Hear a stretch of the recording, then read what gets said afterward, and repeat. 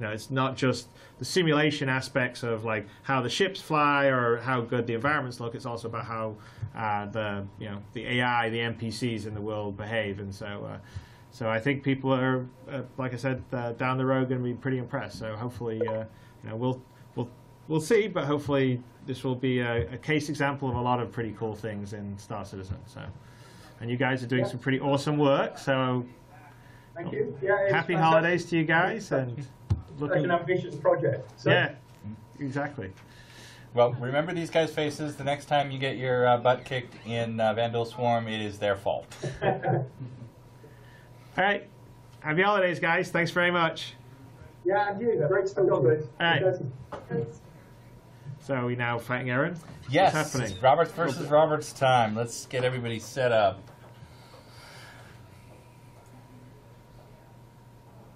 Where's Aaron?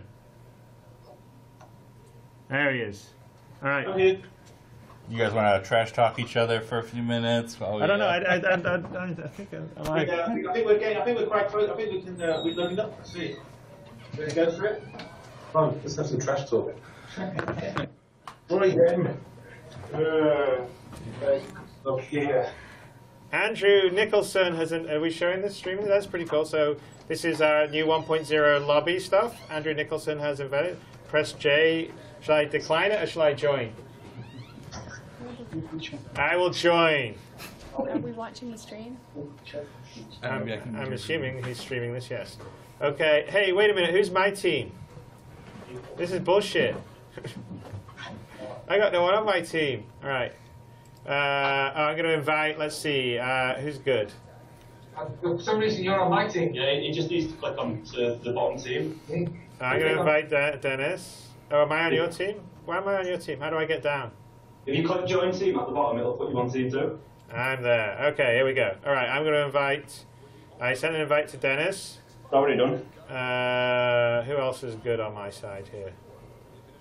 Was Zane? I wish I had Zane here. He's pretty good. Let's go for Mark Aben. Is there anyone here ready to play with me? I think we've got machines set up already. They're upstairs. So. Let's get Calyx. All right, I've sent 3 invites. Do I need to invite anyone else? I could invite Ben. You want to be part of it? Well, we're going to watch the stream then. I'm going to watch it here. Okay. We've got our own match later. All right. Exactly.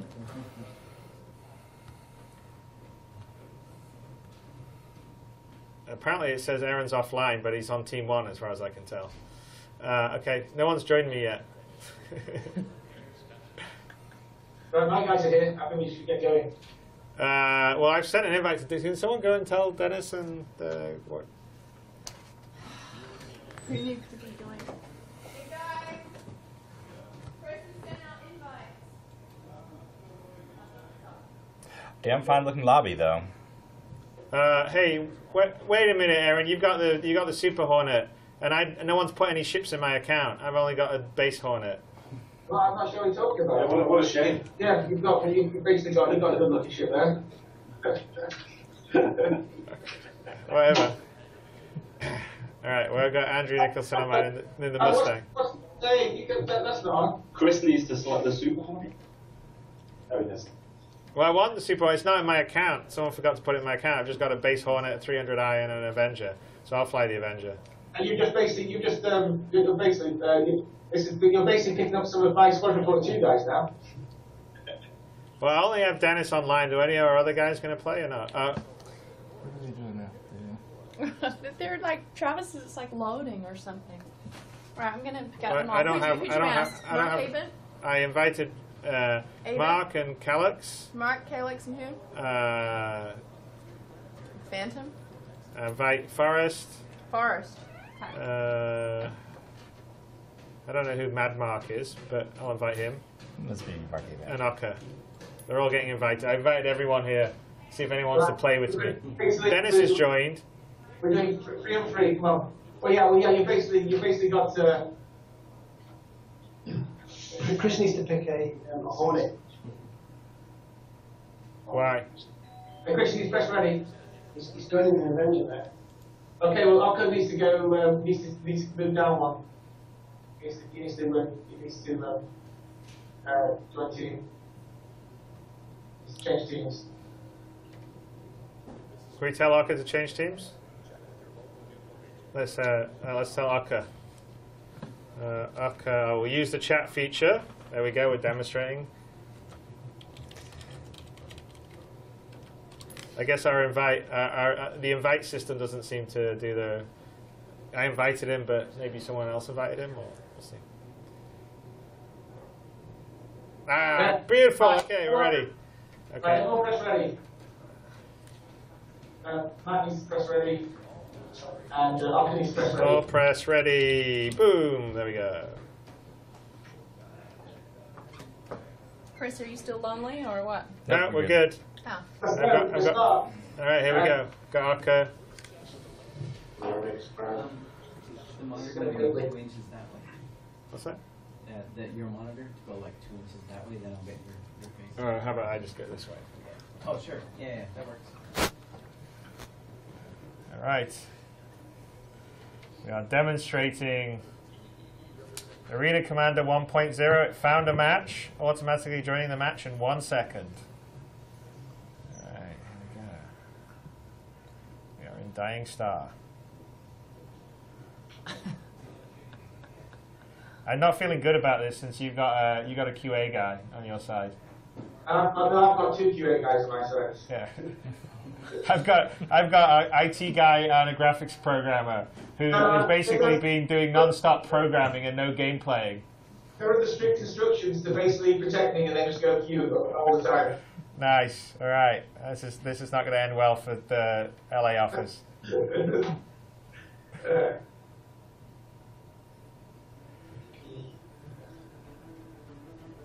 Everybody's complaining about your controller. Yeah. Well. Okay. I've got this one. I'm not going to use. It's like look at this. It's going to be easier. I can look around and shoot. Oh no, I don't have room on the desk for it.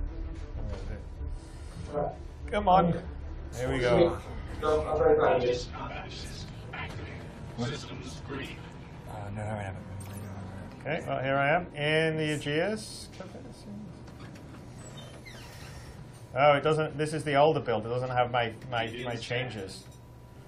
All right. Oh, that's actually a problem because I did a bunch of stuff. Okay, so Are you in? For me? Who's that we're looking at? That's Chris.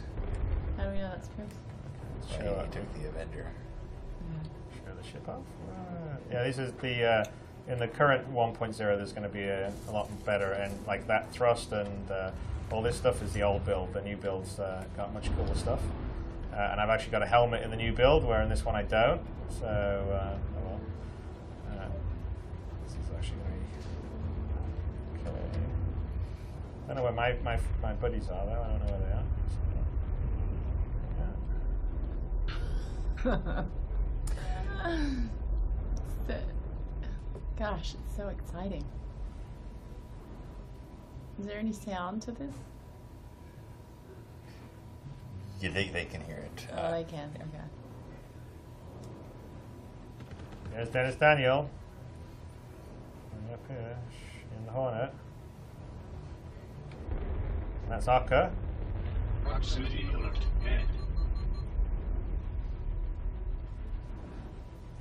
Question is, where's the other team? That's the problem with the new radar occlusion stuff. You don't get to see people.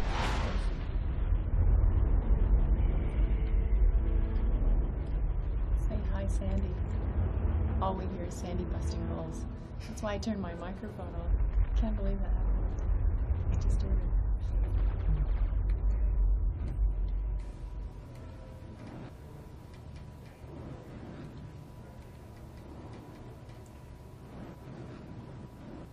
Oh, Chris, it looks like you're taking on the QA guys. Why, have you not entered yet? Or you crashed out? Yeah, unfortunately, there's a loading problem on my end, but everyone got it but me. So I think it'll be, your only chance of killing someone was actually me. I think you might struggle with the other guys. Begin scan. Contact. Oh, hang on, there's someone. Okay, there's Andrew Nicholson. All right, let's go. So, He went dark. yeah, it's a new system. New energy, hiding behind stuff, it's awesome. Missile locked. Okay, there we go. 3 missiles away. Alright, Right. take the egg. First blood. This is PG, please. Proximity Ah. There's a guy. missile locked. Proximity. Shields recharging. Missile Well, Andrew Nicholson died. Shields up. Begin scan. Shields recharging. Missile locked. Missiles dry. Shields up. Contact. Begin scan. Proximity. Proximity alert. Contact. Proximity alert port. Contact.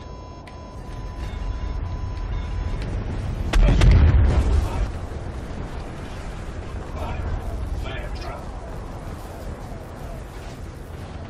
Shields recharging. Contact. Shields up. Begin scan. Proximity. Alright, come on. Oh, there you go. Arca got the first kill. Hey, LA's in the lead.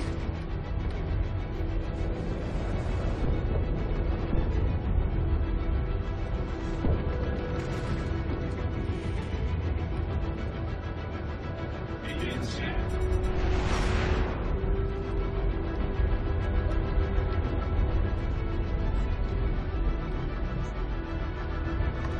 Begin scan.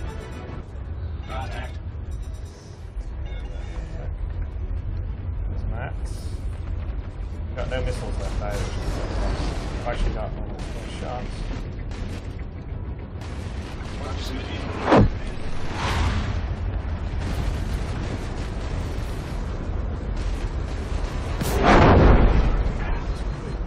Shields recharging. I just blacked out. At least I think I have. Contact. Yeah. Shields up. It's kind of hard to do this with no sound, actually. Shields recharging. Begin scan. Shields up. I haven't died yet. Proximity alert. Other people have died. Rear shield under fire. Starboard shield down. Shields recharging. Contact. Shields recharging. Shields recharging. Stop having that. Where's Aaron, by the way? Shields up. Are you not loaded in at all, Aaron? Aaron hasn't gone in here. He's just hanging out. Proximity alert. End. Oh, just trying to get me back in now. Ah! Collision. Crash Roberts. 0 points. That's one of our awards. Alright, this is the cinematic cam. Although we should have had someone loaded in the cinematic cam.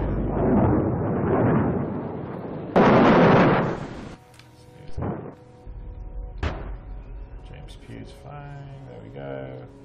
Yeah, get back in. James Q's standing behind you. Aegis combat assist Someone activated. with James Systems Pugh green. has arrived. Doppelganger. Begin scan. Contact. Yeah. Proximity alert. End. Proximity alert. Starboard. Begin scan. Contact. Missile locked. Is Aaron actually flying, or is he just like looking at his screen? I'm looking at that screen after. Contact.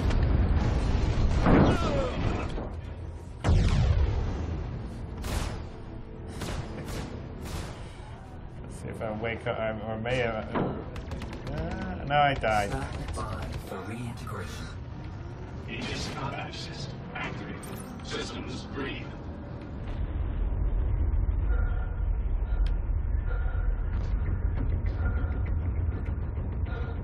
Begin scan. Contact. Contact. Begin scan. Missile lock.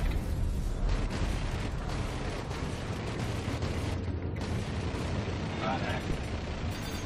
Begin scan. Head. Missile lock. Proximity alert overhead. Begin scan. Contact. Contact. There's James Pugh. Hey, wait a minute. He's on the wrong side. He's flying in Australia. Proximity alert head.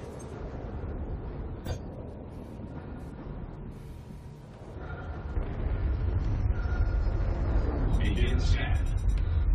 Contact. Proximity alert head. Missile lock. Shield lock.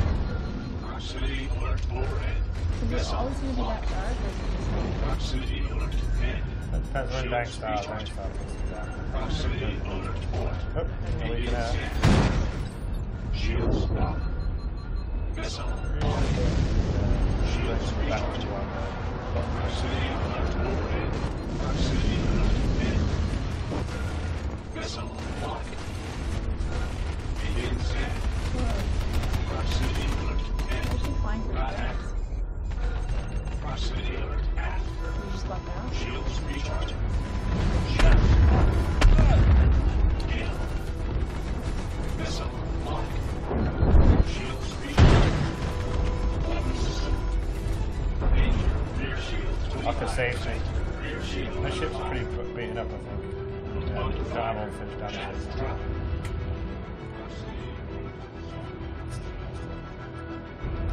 Shields. So I've got one missile and no gun. That would make it a really fun experience. You know what?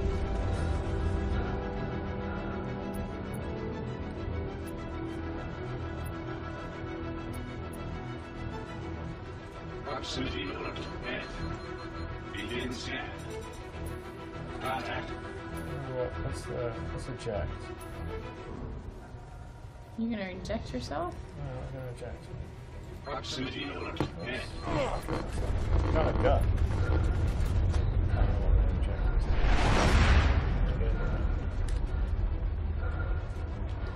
You want to remember what the eject is? I tend to go down with my ship. What's that? I said that. No, I want to go. You tend to go No, down. I want to show it. It's got a nice little feature. Eject. I'll check. It's the right ship, but this is a. Alt out. Right, alt out. Yeah, I know, but it's not. I guess we can't eject. The Avenger isn't set up to eject. Begin That scan. sucks. Contact. It's a self-destruct, I think, with right alt out space. Right, alt, what? Right alt backspace. Oh, this way. I couldn't. There you go. Got myself. Or just go into an asteroid.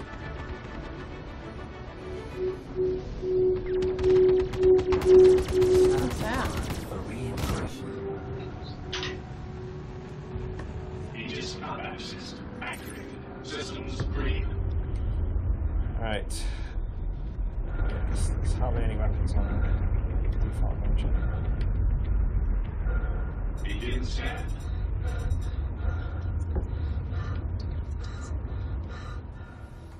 Should we talk a little bit about what they're seeing in this build of Arena Commander?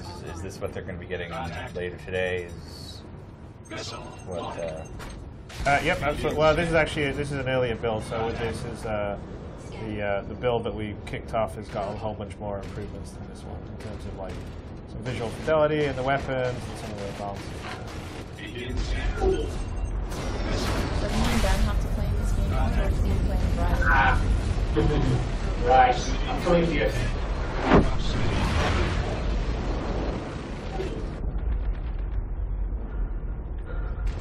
Proximity.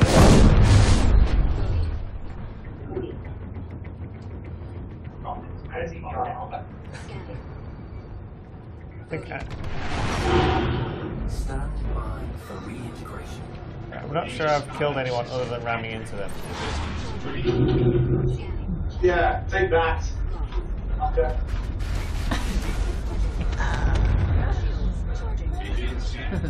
Alright, where's Chris? Are you in, Aaron? Oh, there you are, Addis. Perfect. Okay, well, let's give you... Take 3 missiles. What? Yeah, you take a bunch as well.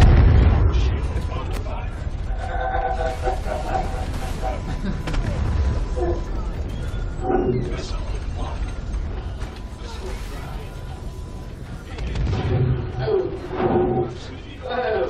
Hey, you died. Did I not get the... Who killed you? Did I not get the credit for that? It's so sneaky. Get out of here.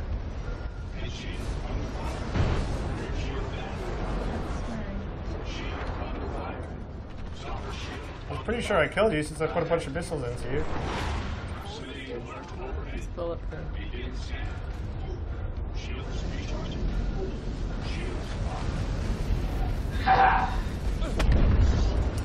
To those asking on the stream, Chris is flying the Avenger.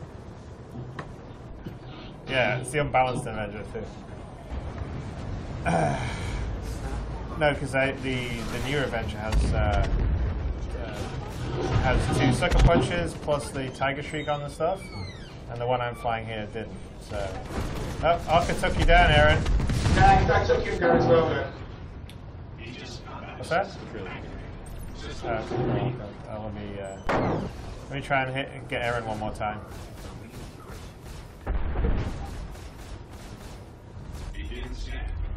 What's the scoreboard, by the way? How do I pull that up? What's that? Oh, you're reaching for it. I don't think it's Is it changed. just you and me then? Is it just one Oh, to back one? Yeah. on the game. Back in the game. That's gonna last a while. I don't remember what the controls are. A couple into Andrew Nicholson. There's a few missiles. Ooh, there's Aaron. Where is he? I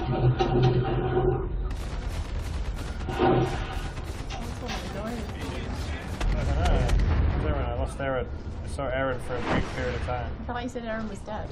Well, he died. He comes back. Aaron just died again. Yeah, no, well. There's Arca. So how long does this go? Well, I think until... Everybody dies? No, there's points on the one. I don't know what the point. That's why I was trying to pull up the score. So where it was. Nice. There we are. It's over here. What's that?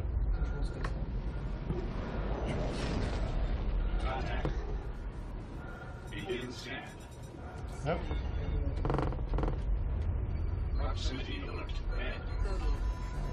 Where did he go? Someone's hiding these asteroids around here. Oh, shit. Yeah. How many missiles have I got coming into me? Oh yeah, you got everything, baby.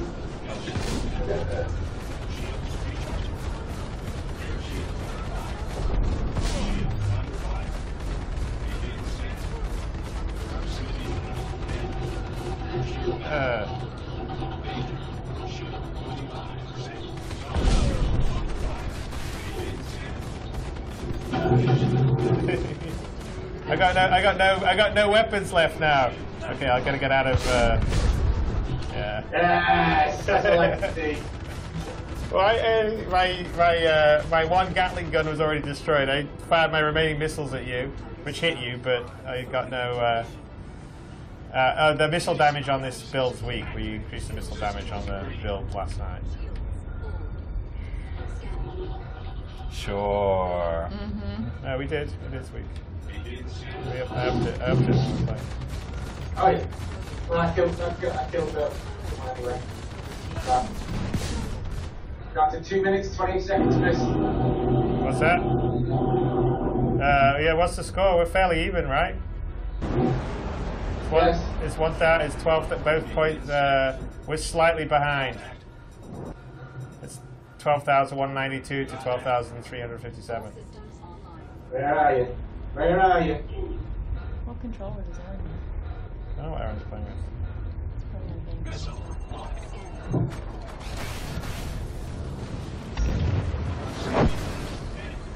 Shields recharged.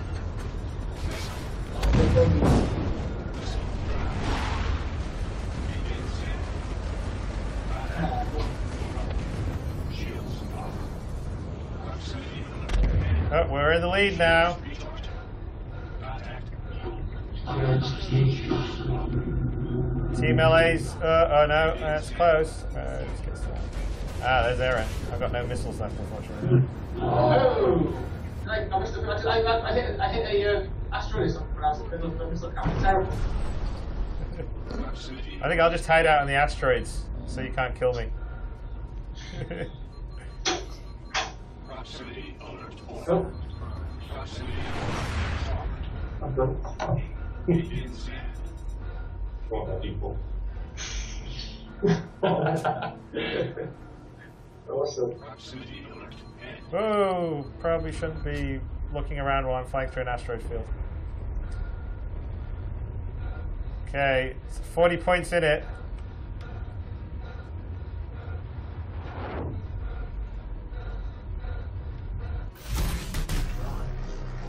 Friendly team.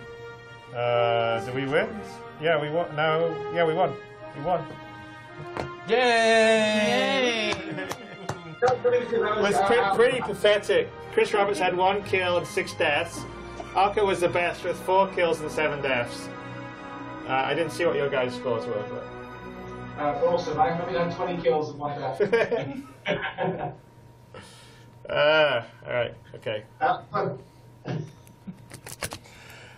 My specific instructions was I wanted the Super Hornet set up for my thing, but I guess Dennis forgot to set my account up with the Super Hornet. Yeah, well, we didn't talk much about new features, but stacking missiles is awesome, and then all the sort of and the fact that you go hide now and your radar signature goes away makes it a lot better and stuff like that. Oh yeah, no, there's loads more. You can go, you can evade missiles in the asteroids. It's all pretty cool. Drop your energy down so people don't see you lose stuff. Yeah, no, totally. And also we still got to work on the radar stuff. So like when you lose a target, your ship's computer is like going, contact lost, so you sort of know that it's not a bug and you've lost the stuff. But yeah, no, it's pretty cool. And it is definitely fun stacking missiles, especially if they do more damage like they do on the new build, unlike this one. And I've got a ship that has plenty of missiles. So the Super Hornet has basically 6 gimbal weapons, plus a rack of 5 missiles on each side, so you got 10 missiles.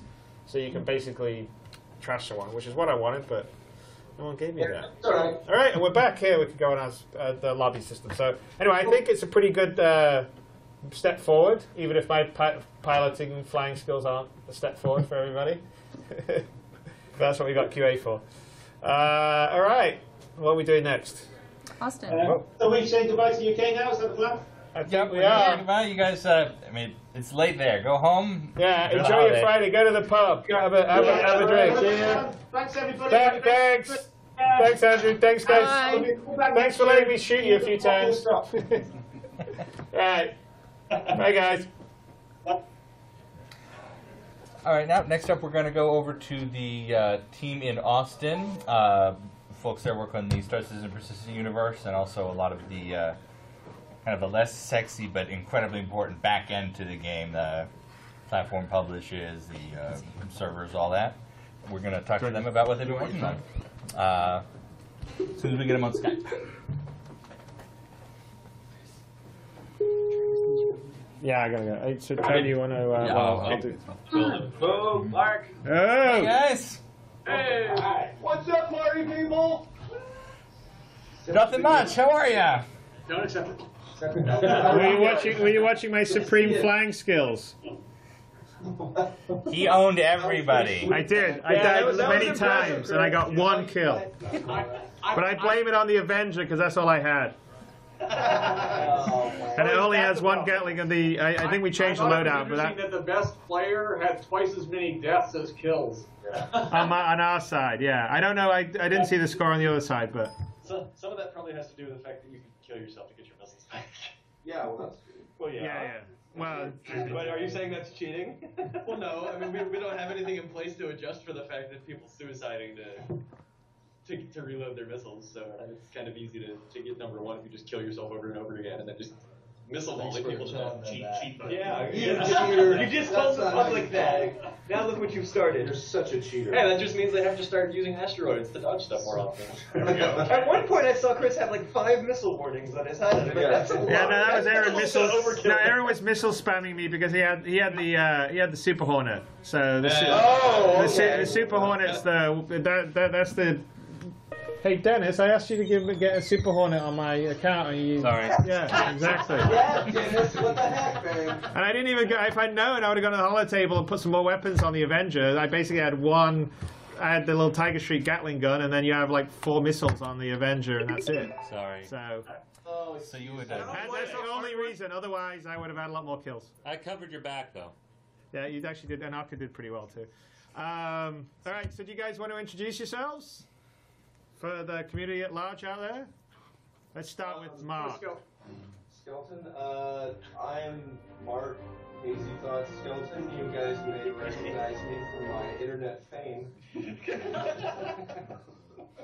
Rob Reiniger, technical designer at ATX. Rob Irving, I do some design stuff too. Who? Kind of cool, yeah. Hey, we got matching shirts today. Yeah, you got your cosmonauts from Australia, I believe, right? Osmonauts, sorry, not cosmonauts. Osmonauts. We're representing the Australians, that's Yeah. right. You guys got the sweet Hazy shirt on, or Hazy thought on the back. All right. Woohoo! We're both got more. So Andrew, just in time to be introduced. There we go. Who are you? Oh, Who are you and what do you do? And I'm doing physics programming. So. Stop. Do you want to say what you were working on recently? Because it's probably interesting for the folks out there. I've been working on like the local physics for the multi-cruise ships, and refactoring that and working on the collision handling, so between the outside world and things inside. Easy. Yeah, so we'll be able to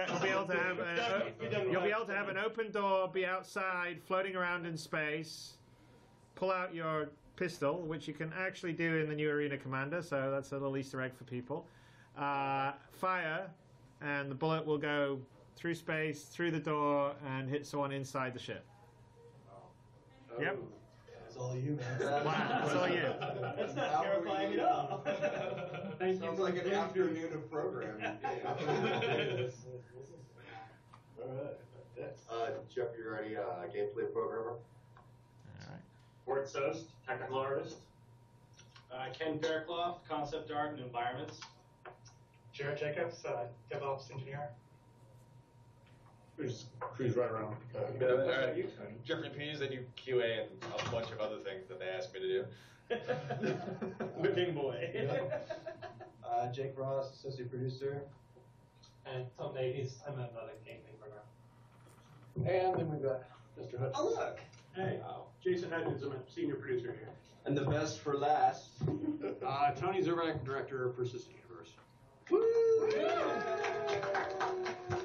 Spattering. So I mean, we've Austin now is sort of doing two things, right? So you guys are focusing on the persistent universe, which is a huge task, and then we're doing all the DevOps, live operations, which we don't have that team in here. I don't know if we're meeting with them later. Probably we'll do our website Q&A. And they manage all the servers that are deployed around. We're actually in the process. I think we now have servers in both North America and Europe. I'm not sure if that's deployed publicly, but we've definitely been testing that functionality. Two huge things to happen in Austin, but I think everybody got to see at CitizenCon the sort of prototype of landing on a planet and kind of seeing a little bit of the ambition and scale of what we want on the environments, and that I'm sure all you guys are going to say is just a small smattering of what it really is going to be like, and be cooler and bigger and slicker. Wait a minute, I thought that was it. That's it? So you're shipping it? So you guys are hard at work, right? So I think you're between IllFonic on the FPS and you guys, you're going to be sort of the next two first modules out the door next year. So do you want to talk a little bit about what you're focusing on and what everyone can look forward to? Basically what we'll be aiming to deliver for the first iteration next year will basically be the functionality for players as they do right now to spawn into their hangar, but we're going to add the capability so that they can invite other players and allow those players to transition, via this elevator system from their hangar into their friend's hangar. They'll also be able to transition up into the first of the cities that will make available ArcCorp, walk around, see the beginnings of the NPC population. It's going to be relatively, Spartan at first, but you'll get a sense of, some of, how some of these AI activities are actually going to operate. You'll be able to interact with a few of the shops, not to purchase anything initially, but to basically get a better understanding of how the entire transactional system is supposed to work, how you can basically, within a given shop, cycle through all of the different things that's got available, see what the pricing is, get some basic information in regards to what that stuff is, how it operates, et cetera, et cetera. Succinctly put. There you go. And how many? So we're in how many? I think is there like 6 shops or 5 different shops? The bar will be going. We're aiming to have 6 in the initial iteration of ArcCorp. We'll be expanding that over the course of probably the next iteration. There we'll wind up having at least 2 more and probably 3 more shops, and that will be sometime roughly middle of next year. Okay. And so we're obviously aiming for the first iteration of this to be considerably sooner, but I don't think a date's been announced yet. And then so in terms of the next steps beyond there, so I think you guys are waiting to get the large world implementation, which we're hoping to have up and running by the end of January. Not necessarily flying around star systems by the end of January, but having the full 64-bit floating point and the local grid stuff and all working inside the engine. And then the next stage, right, is going to be being able to get into your ship, fly into space, go across the system, and then land on another location. Yeah, we're actually we're fairly close in regards to allowing players right now to make the transition between cities to space, from space. The one missing piece of the puzzle right now that's slotted not to be addressed until January is the whole bit of quantum travel. The quantum travel system that will allow you to quickly navigate from one point of interest within the solar system to any other point of interest within that system. So there will be an entire map that you can bring up that will show you everything that's known to you of interest. That still opens the door for the entire explorer occupation to basically find as yet undiscovered things of potential interest. That could be anything from comets, asteroid fields, derelict spaceships that may be of interest to salvagers, may be of interest to Marines that actually want to go try to board it, and so on and so on. Say again? Combat encounters. Yeah, combat encounters. There's an entire mission creation system that I probably shouldn't go into too much detail about that right now, but basically the long-term objective for that system is to allow the designers to set up very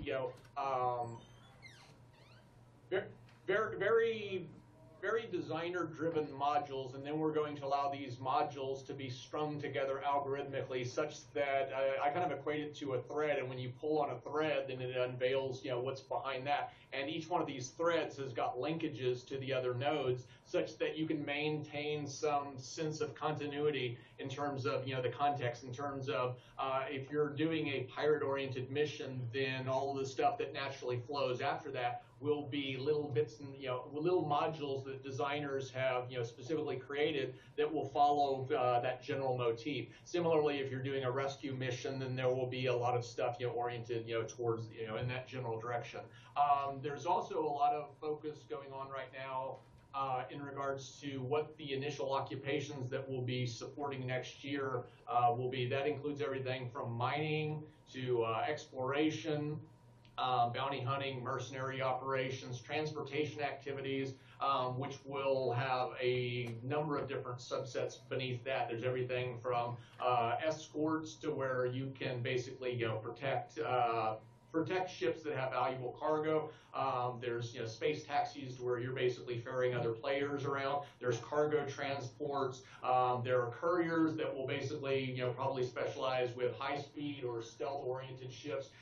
Tend to have much smaller amounts and types of cargo than you'd see with a big cargo hauler that's much slower and therefore needs to basically have much more protection. Either in the case of their own ship, they may want a much more formidable armament, or they may want to wind up hiring a number of escorts to protect them as they transition through more dangerous areas of space and such.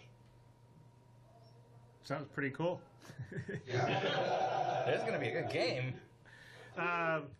So I know there's some things that you guys are focusing on now, like in terms of figuring out the various environments and how they're going to get built and the different architecture styles. So do you guys want to talk about that? That's one of the things that I've been focusing on lately is, and Core 2, we've been trying to, like on the tech side of it, just make sure that our folder structure and system is robust enough to handle the vast amounts of different architecture style and within this huge universe that we're making. But also, on the visual side of it, I mean, I've been trying to work at least a couple of systems ahead with concept art and behavior. Ken has just come on, and I'm working back and forth with him on, and then working with the designers to, they have a lot of white box like blockouts of up and coming stuff, which is exciting because they're already thinking about ways to utilize the space, and then we'll get it and look at it and evaluate it, and then start rolling on concept and things we want to see. So, hopefully, I want to get to a point where we're at least 2 or 3 ahead while everything is in production, so we just get this train moving. We've also been talking a lot with the other studios on the tier compliance, so that anything the other studios do will fall in line what we're doing with the tier system, so we can share resources and assets, which I think is hugely important. Do you want to describe basically what the tier system is so people can understand? Because we all know it, but I'm not sure everyone out there in the community. I'll let Cord do it. He's the most. He actually has kind of been honing in on it and locking in all the rule sets for it, so I can. Sure, it's just a simple number of rule sets, so that with all these environment teams, design teams, I'm sorry. Oh my God, he's joking. No, it's fine. So anyways, with all these teams, they're trying to construct these really complex environments that we can reutilize all the assets that they make across inside of the PU. So if you're playing some level in Squadron 42, we can reutilize some of those assets, designs, layouts, art, props within the PU across multiple different planets. So it's a kind of a rule set that we follow both in the art, design, and construction to kind of allow that reutilization. It's basically, at its very essence, it's basically you're reusing like walls and ceilings and floors together so that you can block out a large area really quickly. It reduces overhead because you're not making everything in the world unique, but then, after we lay everything out, then we go back over it with kind of a unique pass to make things like, so if you go to a planet, you may see a set, maybe a wall that you've seen before, but, we'll redress it and make it look nice for that planet, but essentially we're using the same geometry over and over again just to get the vast number of playable planet sides done. Right. Essentially, it's a modular building system where you have sort of different pieces that you can template together, where it's doors or walls. Just like in the real world, right? It's not like every single door is unique.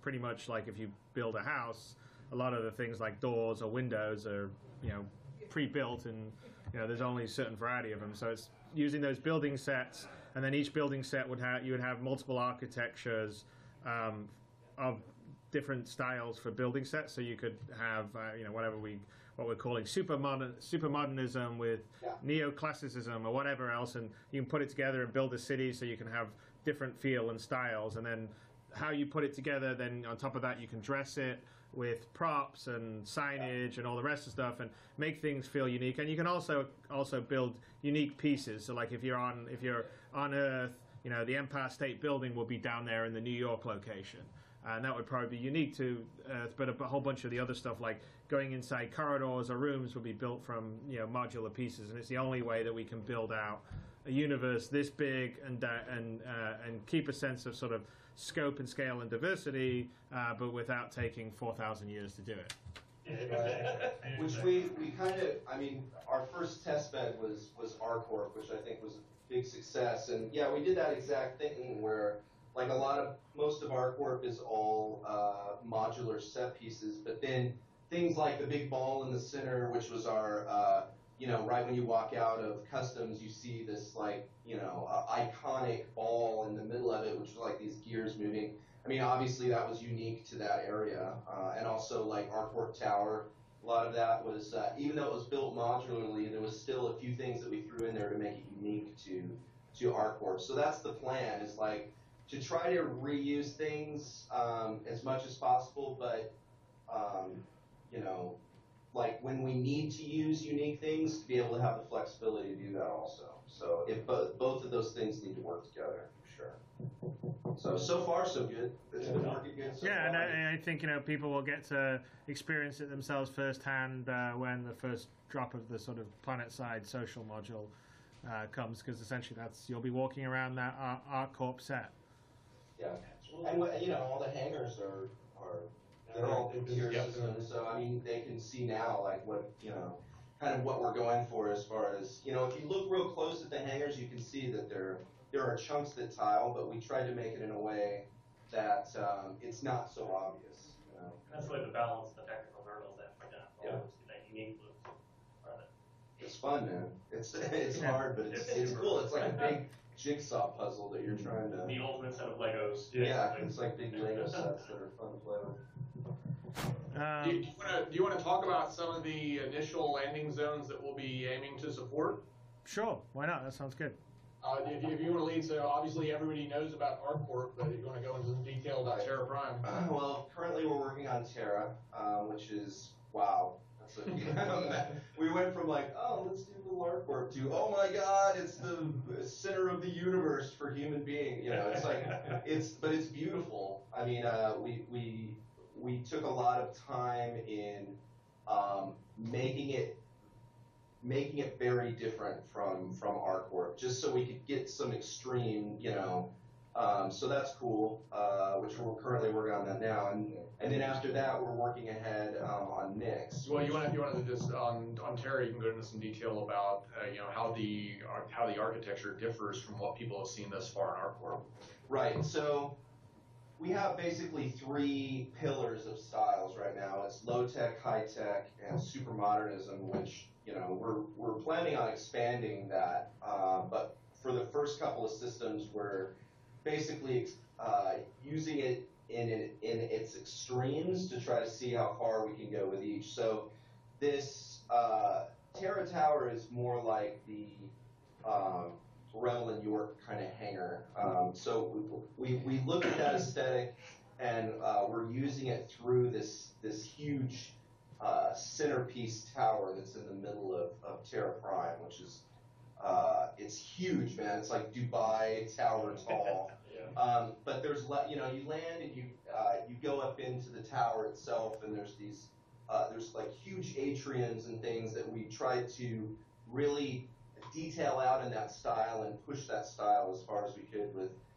It's almost like it's kind of Elysium-esque meets Tron meets. It's like a lot of foliage, a lot of smooth lines, a lot of and there's a lot of surprises in it too. Some of the bigger ones just being unlike ArcCorp, where you're completely confined within the city area and you can't really see out to the horizon. Not that it differs much. ArcCorp's completely overrun its own buildings. That was the big hurdle for Terra, is that what we had planned on early on was to be in this big tower and look, and this tower is, like I said, massive, and to be at the top of this tower, or the top floors of this tower, and have it super open where you can walk out and look across this vast, you know, city. And we've got the blockouts of it now, and it's amazing. I mean, you almost get like dizzy, like walking towards the. Yeah, because you can see on one side you can actually see the rest of the city. On another side you can actually see the backdrop of the mountains. You've got the ocean there. You've got tons of foliage, forest areas. All of these big gargantuan, massive rock pillars. So there's a lot there's a lot of visual interest in the distant, periphery, and then we exploit that with the whole, the elevator that takes you up to the different levels, basically spins around. Yeah, it's like a 360 elevator that goes around the outside. So yeah, I mean, Terra is definitely like, style is driving the function of Terra at this point. Yeah, so. and I guess in terms of what the original inspiration is, I guess it's kind of like a cross between Rio and maybe Manhattan or something, somewhere in that range. Yeah, it's like, there's definitely Manhattan elements in it, but yeah, the Rio element was very prominent because there's like large rocks, and it's kind of built into a large mountainous location basin right up against the ocean. So yeah, it's definitely got a Rio flavor to it, and it's a massive city. So I mean, from the top looking down, you can see the variety of city that you're dealing with. Like in the middle, where the Terra Tower is obviously kind of like downtown Manhattan, New York, high end, and then once you get around, you can see around the edges of it, it starts breaking down into like suburb and even shanty type towns. So I mean, this town it's massive, it's huge, it's got it supports a lot of different levels of human living in it. So. And so in terms of progress, so ArcCorp, the basic architecture of the city, and all of that stuff is effectively done, and we moved on. There's still tons of work to do in terms of laying out the NPC population. Right. And obviously, we're still finishing off, the last of the shops, and then of course there's shop interface. So there's, we're done with the first aspect of development for ArcCorp. There's all the other, iterative layers that will, add, all of that additional detail. Whereas Terra, we're now well underway in terms of the implementation on that, and we're just at the very earliest stages of basically decking out Nyx, which is the third system we'll be adding. And so if you want to go into that a little bit. So Nyx, that's basically it's kind of an abandoned mine that has been taken over by political groups and pirates, kind of the fringes of, So it's in an asteroid, which is the important. It's in an asteroid, which is interesting. That in itself is interesting. So what we wanted to try to do, like Tony and I have been talking back and forth, early on we were talking about this, to have something that is iconic for that location. You know what I mean? Something where you like land on it and you look out and you're like, okay, I'm here now. I'm in Nyx, or I'm in. You see the big tower and you're like, oh, I'm in Terra. Or you see the big ball when you come out of customs and you're like, okay, I'm on ArcCorp. So the kind of the big iconic thing about this asteroid is, so the walls of the asteroid have been basically built.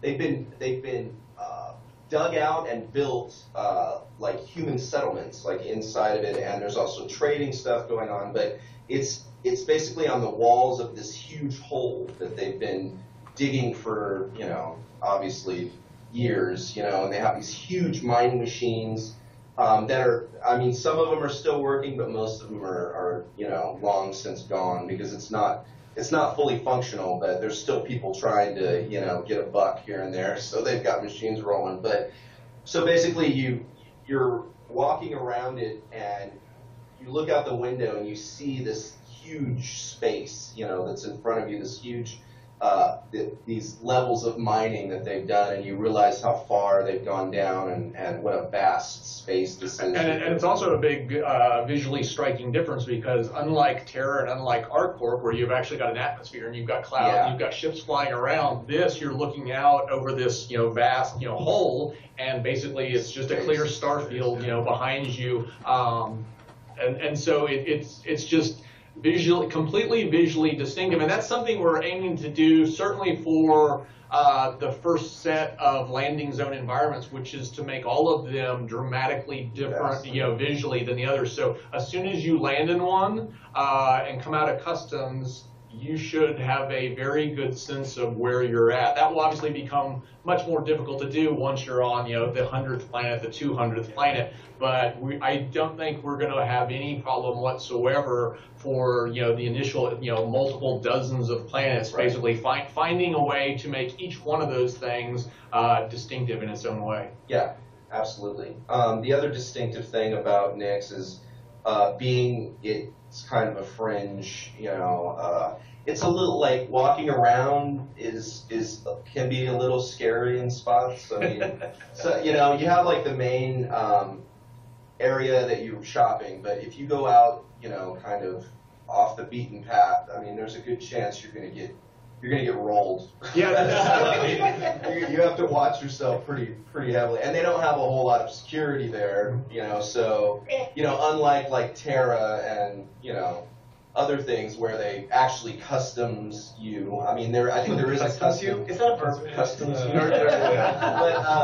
But here, I mean, the customs is kind of So you could conceivably get in, but I have a feeling if you start shooting up the place, you're gonna have some pirates up your butt kicking your ass pretty quick.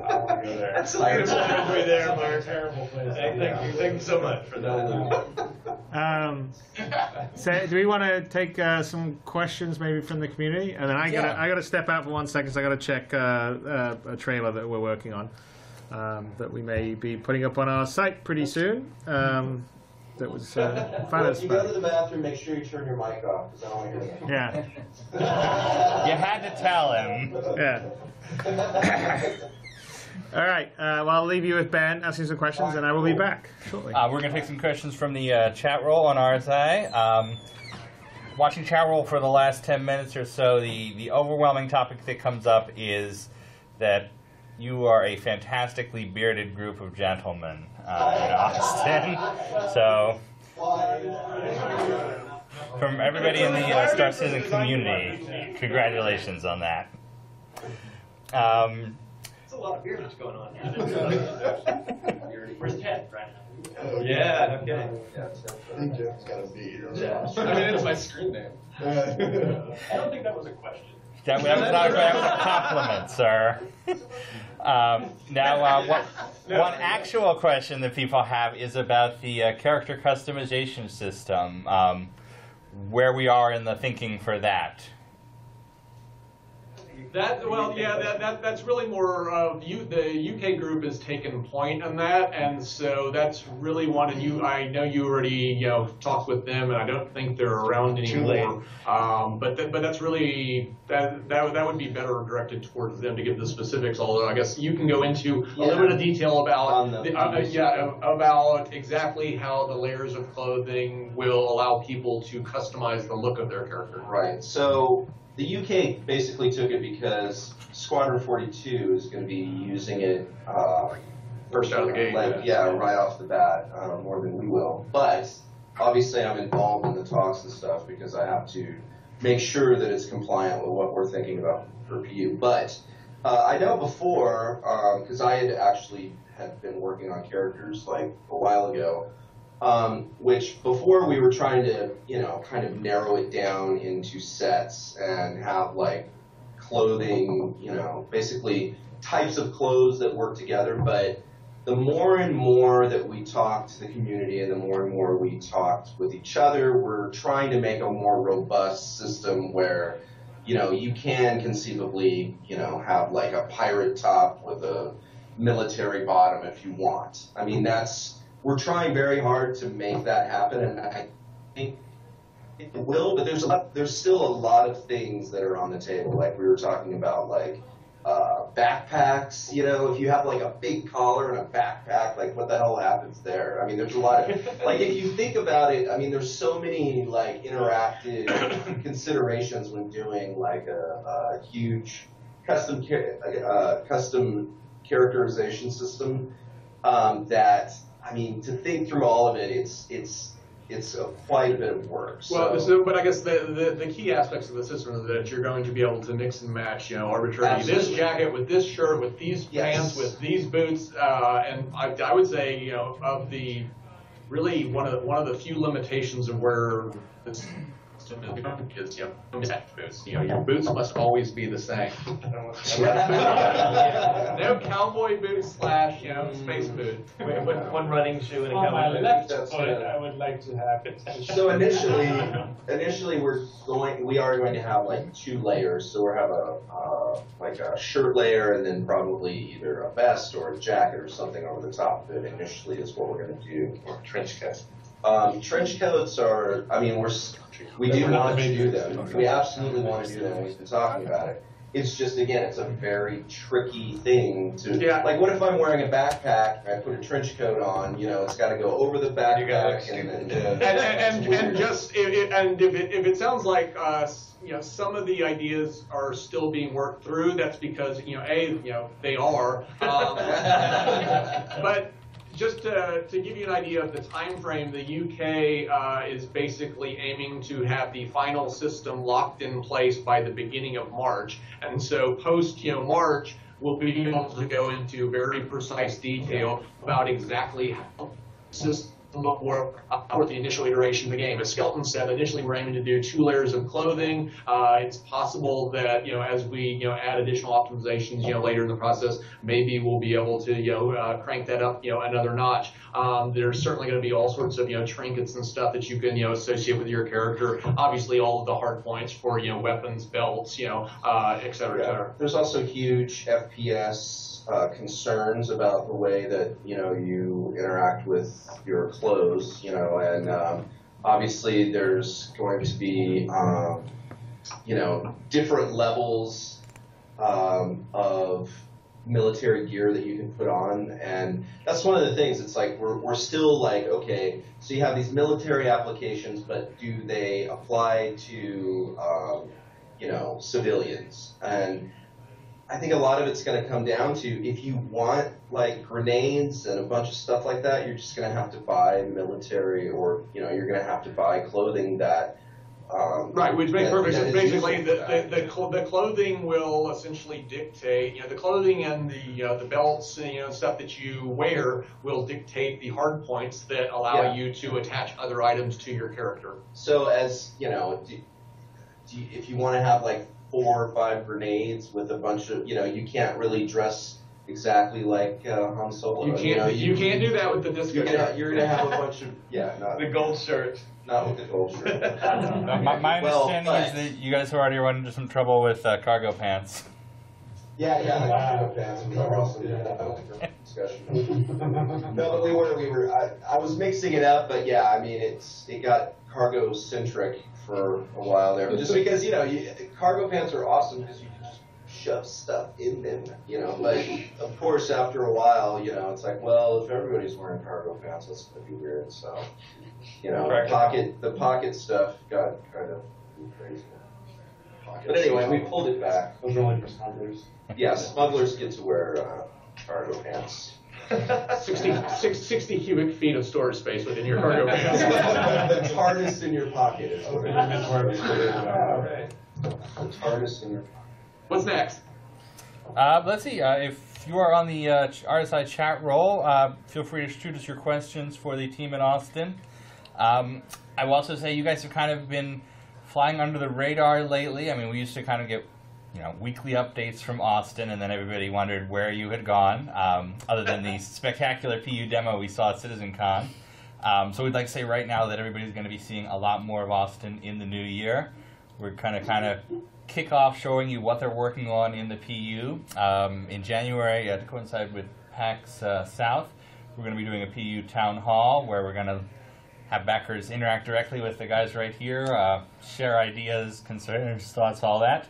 We'll have some more details on that a little bit later today. And yeah, please shoot us your questions right now. We will ask the Persistent Universe team. These are the guys who are building Star Citizen's world. Got a lot of people asking where the asteroid hangars are going to be located. And don't say asteroids. That's the answer. Nick. That's why we included Nix in our first systems, because it's the location for the asteroid hangars and the underground asteroid base. Yeah. Nice thing about asteroids is they're all over the place. They are. Yeah. Let's see. A lot of questions about kind of celestial objects. Are we going to be seeing individual moons as we model out star systems? Actually, why don't we talk about what you model in a star system when you're building it? Yeah, certainly moons. We're actually going a lot farther than that. I mean, one of the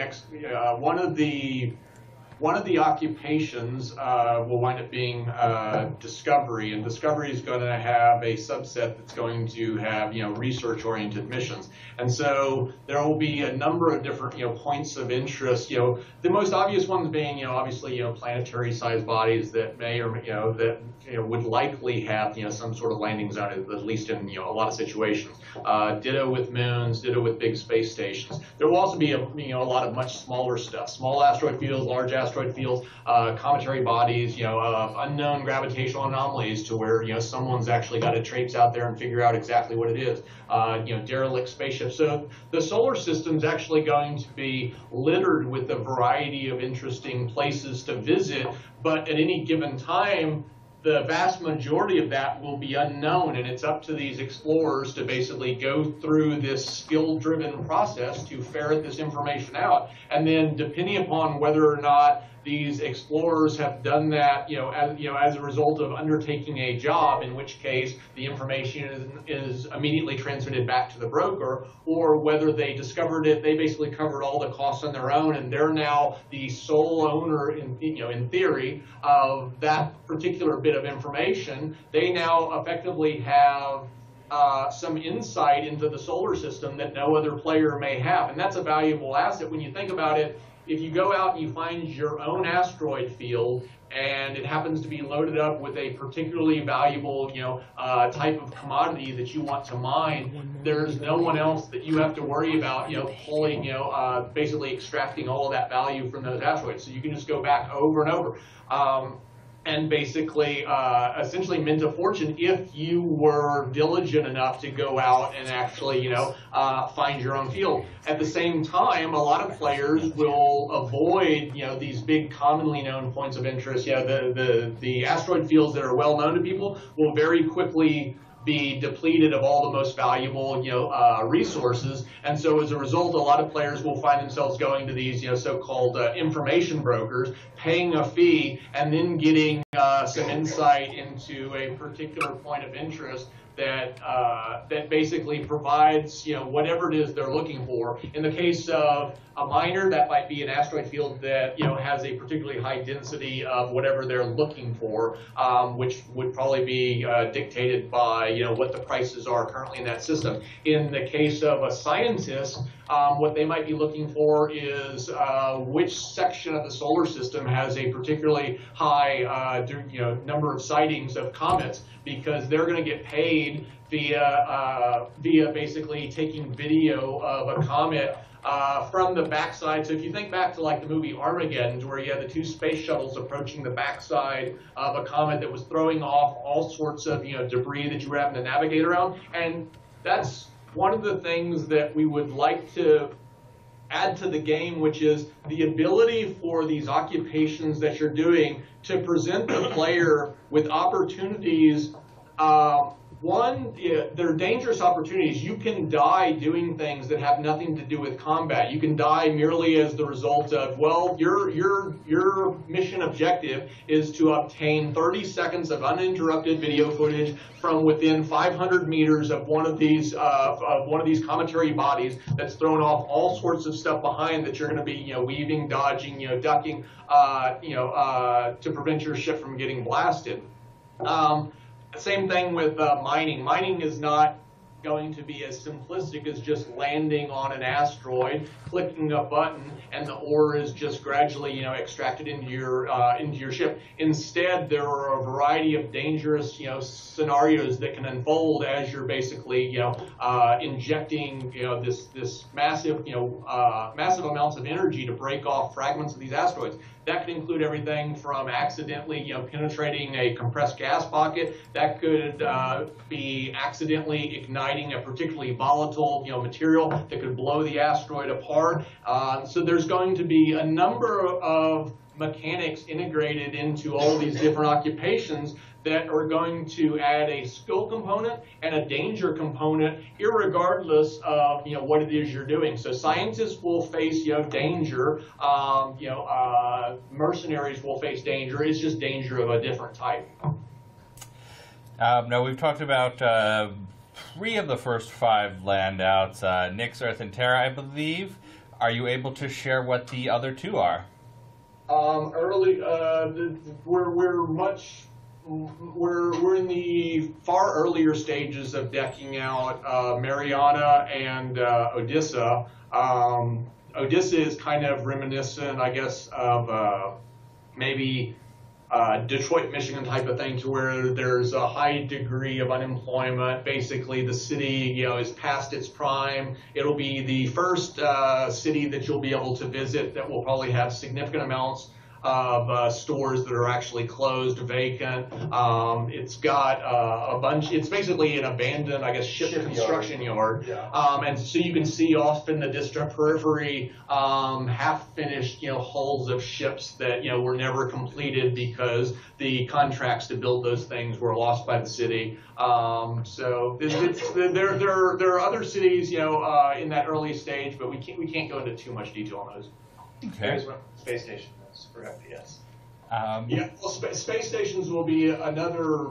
It's another area of, I would say, intense development, in that we have all of the established landing zones within any given system to where you can actually get out of your ship. But to enable us to have the level of flexibility that we want for the mission creation system, we wanted the ability to effectively put mobile landing zones wherever we wanted within the system. And that's going to be accomplished in large part via these space stations. And so, just as Mark was mentioning earlier, how we were doing the the low tech and the super modern art sets. One of the art sets is basically this space station set, such that we can populate these things with the hero props he was talking. So we can effectively make space stations that are geared towards luxury, resort colonies. We can make them so that they're geared towards mining colonies, military outposts, a number of different things. And then the mission system will utilize these as, as temporary landing zones to put, to put points of interest in the middle of, whatever it is that we want.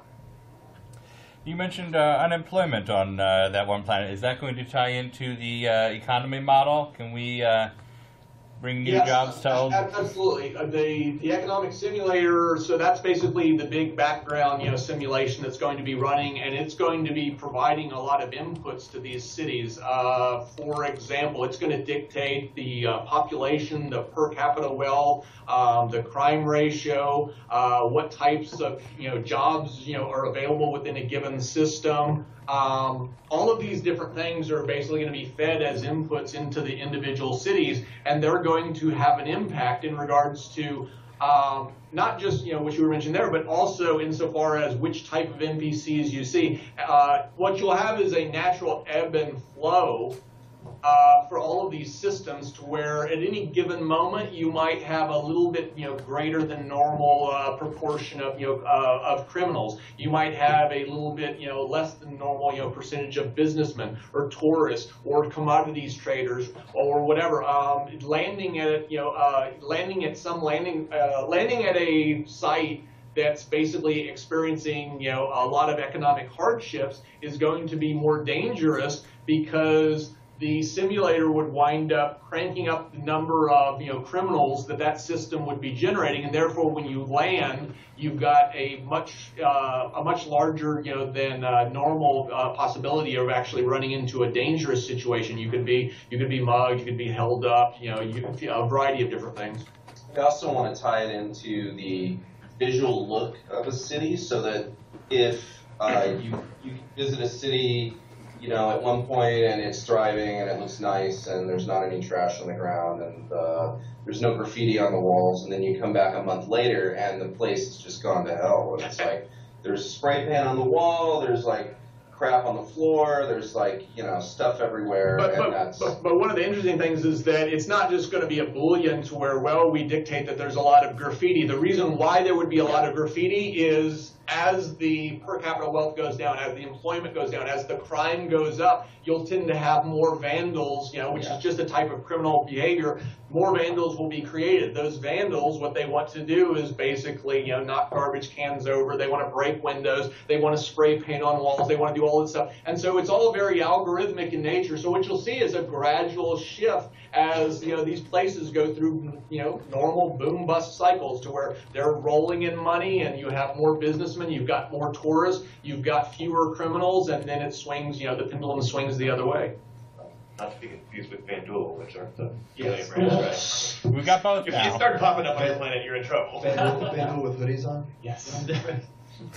So guys, I would love to listen to you talk about the persistent universe all day long. We've got a couple other studios to get to. Thank you so much for stopping in to talk to us. James, Sandy, and I are going to come out to Austin at the end of January. We're going to do ATV from the office there. We're going to interview everybody, share more of your work. We're really excited about that, and we can't wait to see what you're doing. We will all be finally shaven by the next time.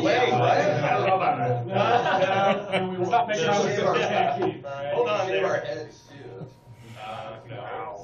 But from all of us here at Santa Monica, happy holidays. You guys are doing an amazing job. Thank you so much. Holidays to you, man. Bye. And next up, we're going to be getting in contact with our team at Behavior in Canada. They've been doing a crazy amount of work on Star Citizen. They built the hangars you're in right now.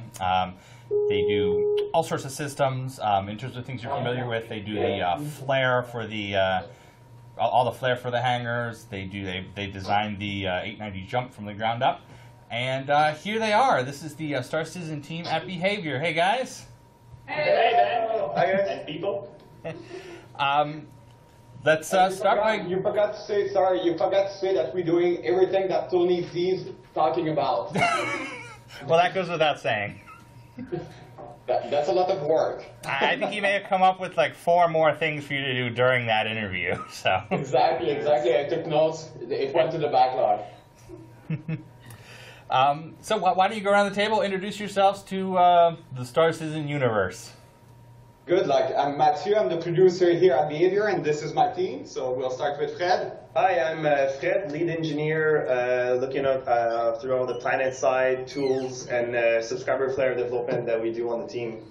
Hi, I'm Martin Poirier. I'm tech lead in Montreal, take care of managing technology and making sure every programmer does correct work and make everything is up to task. His standards. Yes, my standards. Yeah. I think Brandon mentioned me in the last ATV. You're a celebrity, man. Yeah, I know. So I am Corentin, I'm the art director here at Behavior. I'm working closely with Mark Skelton to be sure the environment is following the art style and everything we're building here.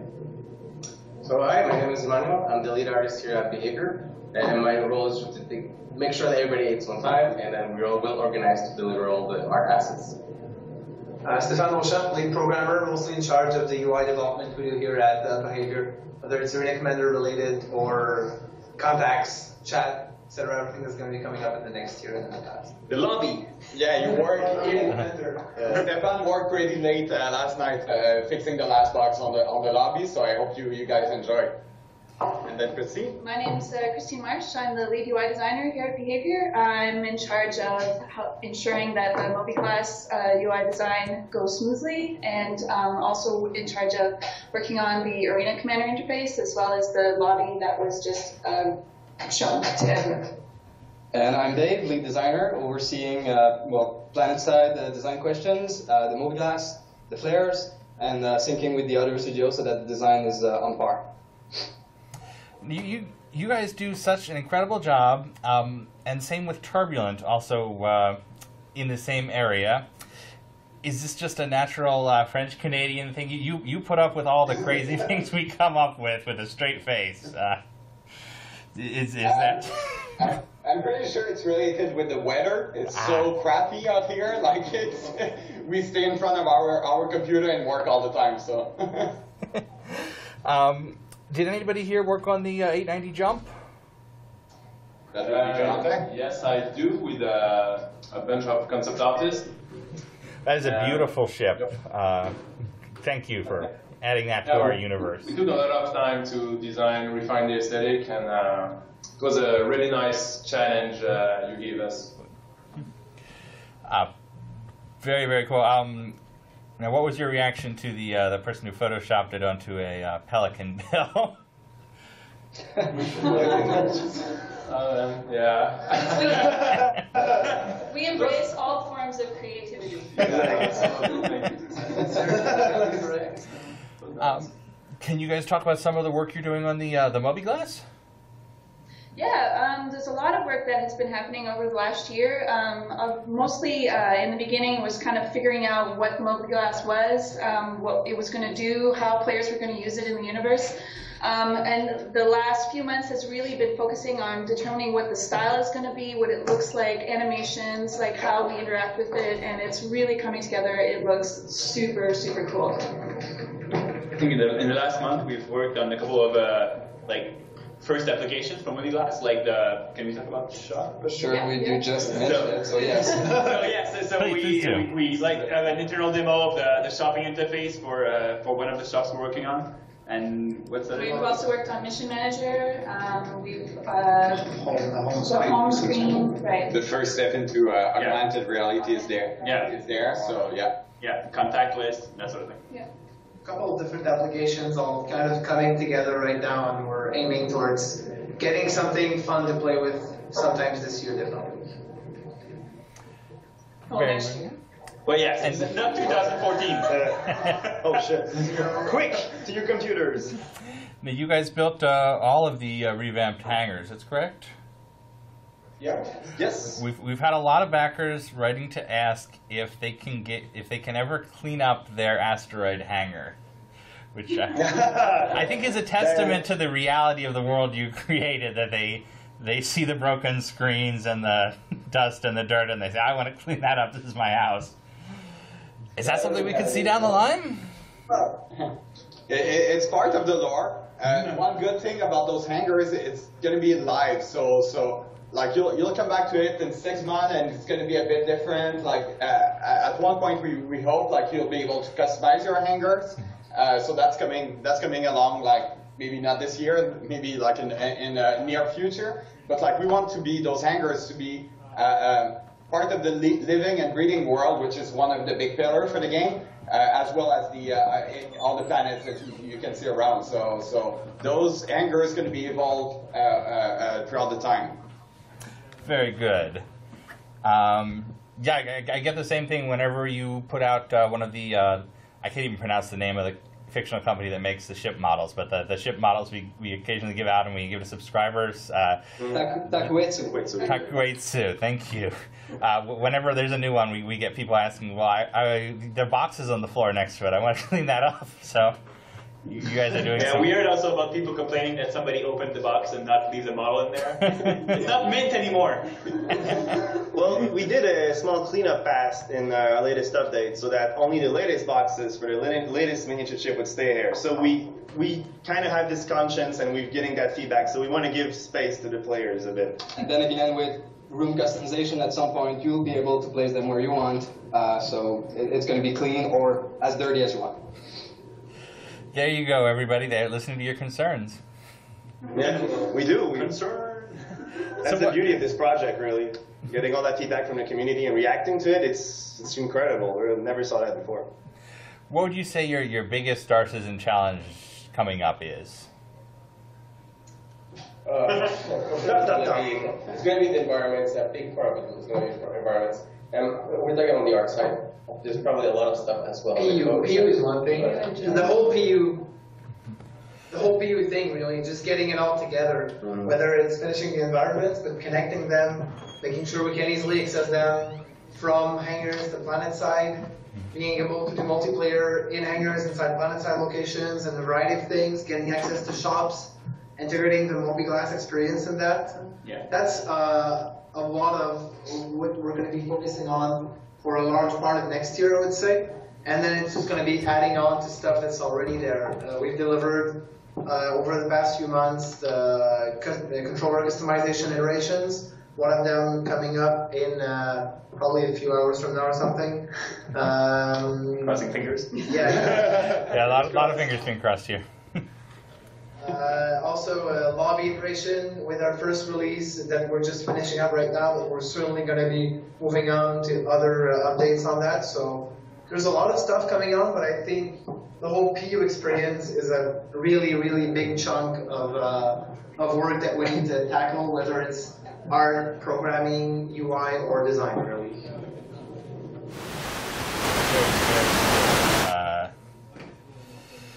So you guys have been building the worlds that the Persistent Universe guys are sort of creating the rules for. You started off with ArcCorp, is that correct? ArcCorp, which is Area IT, which is one section of ArcCorp. So ArcCorp will be bigger at the end, like later on. Bigger on the inside. Huh? It's bigger on the inside. It's bigger on the inside. But yeah, Manny and Corentin will be able to tell you more about ArcCorp. Well, basically, it's going to expand, and like you say, inside is going to be even bigger in the future. But we're not only working on ArcCorp, there's other lines as well that we've been working on, like Terra, like Mark mentioned a lot Terra earlier. The exterior, the interiors, working on the shops as well, and fixing some bugs we have here and there sometimes. So it's a lot of work, yeah. So, how many people are on the team, and how many people are working on Star Citizen at Behavior right now? It's we reach we're almost like 45 people. Like we're close to this. 2 interns just left us to go back to school, so we'll rank down a little bit. But it's around like 40-45 people working full time on Star Citizen and having a blast at the same time. And I think it's like what 30% programmers. Yeah, I would say like 50% artists. 50% are artists and like 30% programmers, and then we have UI artists and designers and one tester. Yes, QA. we have one QA. Jesse is making a difference, definitely. That is not a job I would want. It's so useful. I mean, especially on this project, it's just incredibly useful. All right. Well, we appreciate all the incredible work you guys have been doing. From everybody here at Santa Monica, happy holidays. Thank you for taking time to talk to us about this. We're going to be seeing more of you in the new year. Hopefully Sandy or I are going to get up there and do some ATV stuff from your offices. Hopefully sometime after we do Austin. Yeah, we can smash bugs in Montreal as well. Yeah. He's a very good candidate for smashing bugs. If you're looking for one. Yeah, Martin picks a couple of bugs like of the build you'll see in like the upcoming hours. I'm not as good an actor as Mark though. No. We could do a voice over by Paul Reindl though. His voice sounds really sexy. And I'll say Merry Christmas to all the fans. Really big thanks for supporting us on this game. Like it's for us like every day when we come to work, like it's an amazing project for us to work on. So Merry Christmas to all of you, the fans. Merry Christmas to all the studios across the world. This is really a unique project, and it's really a blast to work on it. So yeah. Last thing, please use the liquor cabinet with moderation during the holidays, the word of warning. But do enjoy it. Don't drink and drive your buggy. Yeah. Exactly what he says. All right, thank you guys. We will talk to you very soon. Good, thanks, Ben. Cheers. Cheers. Next up, we're going to bring in some of the team actually here from Santa Monica, the folks who are responsible for one of your absolute favorite things, ships. Some of you may have followed earlier in the year that we moved the ship pipeline here to Santa Monica. We now have an entire room set up where we go from concept to flyable ship. Artists, engineers, designers, everybody required, and here they are. Now, come on in, guys. How's it going? Hey. Hi. What's up? Hello. Hello. Oh, let's talk spaceships. Let's do it. Well, let's introduce ourselves first. I know a lot of you have been on ATV, some of you haven't, so let's go around the table. I am Elwin. I am a ship modeler. I am Dan Tracy. I'm the lead technical designer.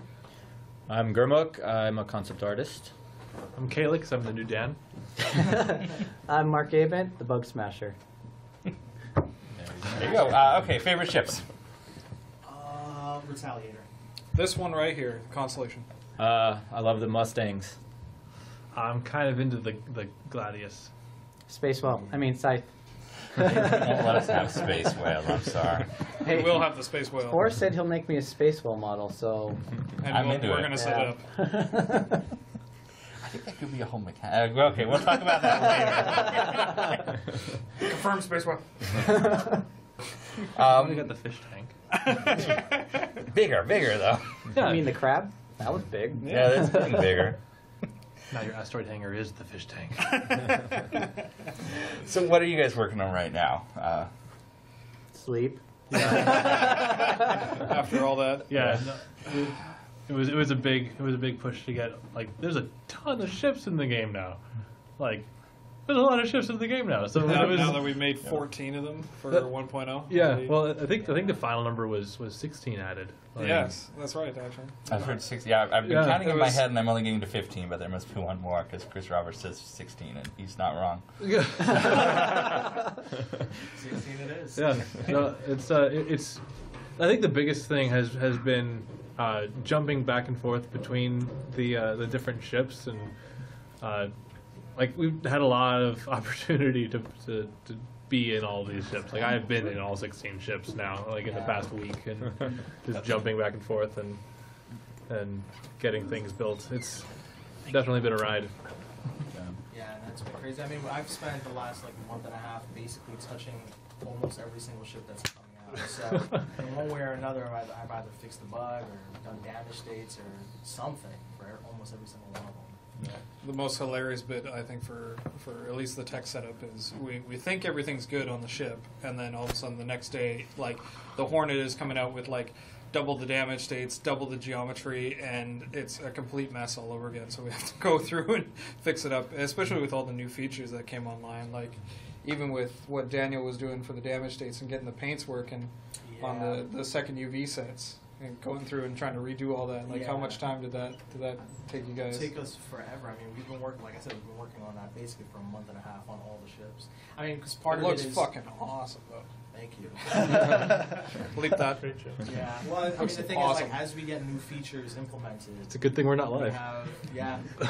Hey, there's a good chance the stream is down right now anyway. Don't sing happy birthday.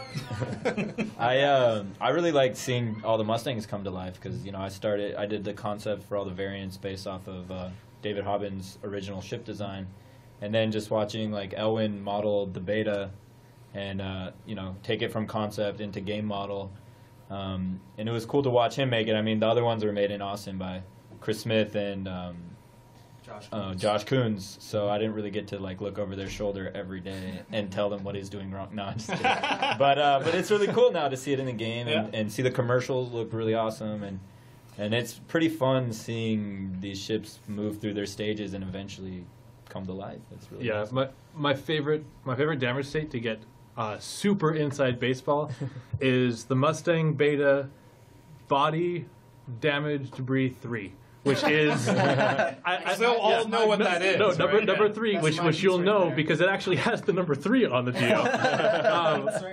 So that was kind of fortuitous, but it breaks apart and takes the interior with it, and you see, it's so nice. That it's my one favorite. piece alone took me like probably 16 hours alone just for that one body piece, just right. And now you know the boat name. Yeah.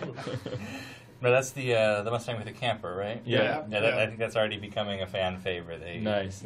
Campers showing up everywhere, and they can't even fly it yet. Yeah. I mean, it's a fun ship, like it's meant for scouting missions, so a little bit more long range stuff and overnight missions, and maybe bring your girlfriend with you. You never know. I think it's one of those ones where people see it and like, oh, I understand this world now. I can take a day trip in this thing. Yeah, exactly. We've got a couple more mostly familiar faces. Of course, you want to introduce yourselves for the record? I'm Zane. I'm the HUD and UI designer. Forrest, technical artist. Matt and Trey, technical artist, tools. Matthew wrote a lot of tools for getting the damage states working. Oh, they're a godsend. They're magical. What we did was he took that Constellation model originally, just threw it against the wall and saw it broke, and then we were like, that's how it's done, right? All right, guys, let's get this. Start writing scripts. Yeah. We automated a lot of processes. With the damage states that we had to set up with the Avenger and the Cutlass, how did that go with the UK?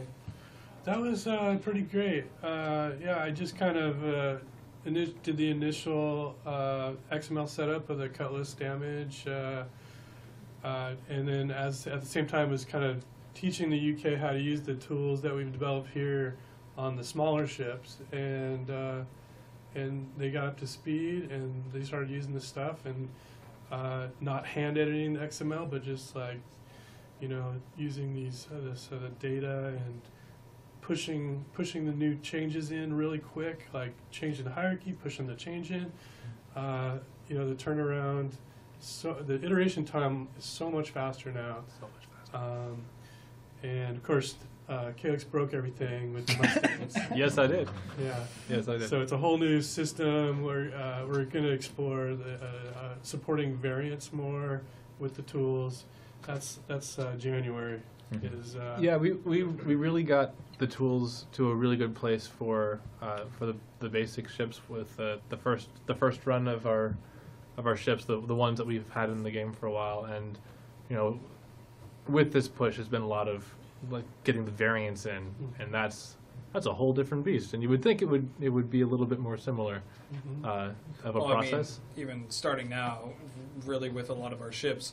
So from the initial concept, a lot of the variants were more about their default loadouts that were changing. Yeah. So the body changes weren't as significant. But now that we have all the tools kind of set with that, we can actually look at each one of the ships as we start from concept and be like, hey, you know what? We can actually come up with a role of this thing, but maybe it has like a side role on top of that. So it could start as like a scout, and then that turns into maybe like a runner, information runner, or could even like have additional attachments to make it like a bomber or whatever. So in that way we design it from the ground up to make it a lot more modular, but at the same time we keep it like very streamlined so that it doesn't look like, hey, we're Lego pieces, but now that we have everything kind of in place, we can say, let's mix and match some more parts, and possibly in the future, we might see some more variants on the legacy ships that we currently have. We might see a new Hornet, we might see new 300 series, who knows? Very nice. You guys start your wish list threads right now. The first one to post, we make that variant. Maybe it has to be done. Angle carrier variant. So we're gonna get a Hello Kitty Aurora. 385X. I've heard you say. Now, is that a specific concept you have in your head? Yes. Okay. I just didn't know if you liked the name. We'll see. Yeah. That's got the bunk beds in it, right? Yeah, totally. The double beds. You saw the Lego movie, right? Yeah. Double-decker couch. Yeah. With cup holders. Exactly. So let's talk about what you guys are going to be working on next year. Any ideas yet? Yes. Well, Chris is already pushing for like the multi-crew stuff, right? So you guys are going to be seeing, like, with multi-crew, the Super Hornet and the Cutlass that are already in, being put in for 1.0, those are going to have, like, a heavier role to play for your co-pilot actually doing stuff with it. And then, of course, as you guys saw from Gamescom, Constellation is going to get a bit of a rework with getting that set up properly with all the interior physics grid, and then that'll branch out to Freelancer, of course, and then we're going to be still expanding our roster with, you know, all the rest of the ships that are coming down the pipe. So we have, like, the Jean Scout that we still have to build out, and then, of course, like, some of the other alien ships. So, of course, like the Scythe, since it's flyable by the AI, we're going to be building that for the human flyable as well. But I think the main focus, especially early next year, with what Chris was wanting to push, was with multi-crew. So we're going to see, like, a lot more of the bigger, larger ships actually coming online. And with UK's help, we're going to see maybe even some of the larger ships coming online as well. So that would be really cool. Now, for you concept artists, you just finished off work on the Carrack. Yeah. Is that right? Yeah. So what's next? What's next? What are you doing today? Other than well, today I'm actually just working on concepts for our new office showroom. My background's in architecture, so CR wanted to take a little advantage of that and get something interesting. So it's going to be actually really cool, kind of like a sci-fi Porsche showroom. But then starting next year, I'm going to be working on a new concept for the Bulldog. And there's a lot of ships lined up for next year, so it's going to be quite busy. Well, that's one of the ones I'm most looking forward to, so you Yeah. got to do a good job on the Bulldog. No pressure, right? No, I'm excited for it. It seems like a really fun ship, and at the same time, I really get to have my hand in trying to streamline our concept process and really help nail down kind of how I think it should be done, and work with our new art director and figure out, like, a way to make these things go a lot more smoother than they kind of have been. Yeah, you're going to see a very big visual, I think, increase now. With, you know, we've got new ships coming on, we've got new parts, and now we have, like, even more art direction, or really making sure that we're concentrating on each item that gets made follows a manufacturer standard. And so instead of just a gun looking like a gun randomly across all different manufacturers, you're going to see improvements to all the guns and visual enhancements to all the guns. And because that was Chris's vision, right? Is you're able to look at a gun and go, oh, that's a Joker gun. Oh, that's a Baron And gun. originally we just kind of started just making lots of art and getting it out there, right? But now that we actually have the proper people in place, I think visually it's going to look a lot more awesome. It's going to be more focused. Yes. Yeah. And that even echoes over to the game design as well. So, like, a lot of the bearing style weapons is more of, like, your broad kind of generic Walmart kind of guns, and they're going to have that particular kind of game style to them. But, like, even the Omninskis would with the A&R, they're actually going to be more inclined for, like, energy recharge. So each one of the manufacturers is going to have, like, their own distinct characteristics. So depending on your play style and depending what you want to load out with your ship, you'd be like, oh, okay, I want to go with more of the Joker side of things, because it's more about, like, disrupting and kind of debuffing your target rather than just straight on damage. So that's the thing that we wanted to push more and more, both from the design side as well as the artistic side. So that'll be reflected within the game, like, throughout the entire universe with what we're trying to do. And you say Walmart, which brings up the particular connotation, but the thing about our items and the thing about our universe and our balance system is that these things, they're not in a vacuum. These things are always interacting with each other. So there is a ship for which that is the perfect weapon to complement your loadout. It's very easy to balance against your power management and things like that. So exactly. That's one of the things that's really exciting about this project in general, is that finding ways to see all of our things in a new light and find where it really shines. And that's really cool. I think also something really exciting too is we have our ship department here in Santa Monica, which for the most part so far has been doing mostly damage states. But we're gonna actually start, treating these ships as we would like a assembly line for cars. It's gonna go from concept to 3D, and it's actually gonna be really cool to see a lot of these ships just kind of move down the line and really come to life. And so I'm excited to see all that start to happen. I will note that we seem to have started a debate on the chat roll about whether it's Omnisky or OmniSky. It's OmniSky. Everybody says it different. I think it is OmniSky though. Yeah. It's Tiger Shriek. I think the only answer is yes. It's part number S234. Depends on what part of the universe you're from. We're from the south part of the universe. Southern. Dude, I like with the Tiger Soda Shriek, versus pop. the somebody on the forums or whatever was like, oh, in German that literally means like tiger work stoppage. And then I was like, oh, what? Oh, streak is cool. And I went over to Paul and I was explaining it to him. He's like, no, just say tiger strike. And then I was like, yeah, but we spell it like this. And he goes, oh, that's stupid, man. That means tiger work stoppage. Of course, here's Travis, who you probably does not need an introduction, but introduce yourself anyway. Hi, I'm Travis, and I work in Cloud Imperium Games Santa Monica. And he makes sure that all these people are doing what they're supposed to. Just sometimes.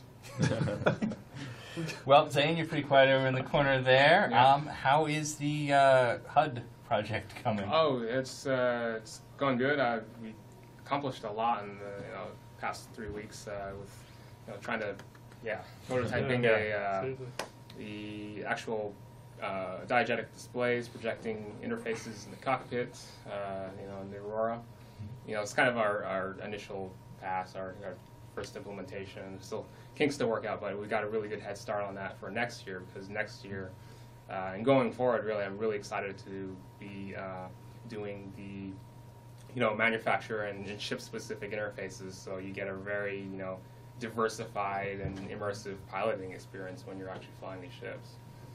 So I'm really excited to be working on different styles. How we talked about different styles of weapons and how they can differ for manufacturer. Well, you also have like different technological styles. Like older ships will have like older and basic ships will have like really utilitarian, very hard switches, and the boot up sequence might be very like DOS-like, I guess. And then as you get up and you get more advanced ships, they'll be more holographic and very fancy in 3D. So I think it's going to be really cool. The HUD's great. Yeah. I know. Oh, so good. And getting it on the visor was. Yeah. Oh yeah, that's such the gameplay alone. I hadn't played the game. I mean, I played it for probably like a month ago, 2 months ago. Then I was so concentrated on certain aspects of the game, I never stepped back and played it as a whole until a couple days ago.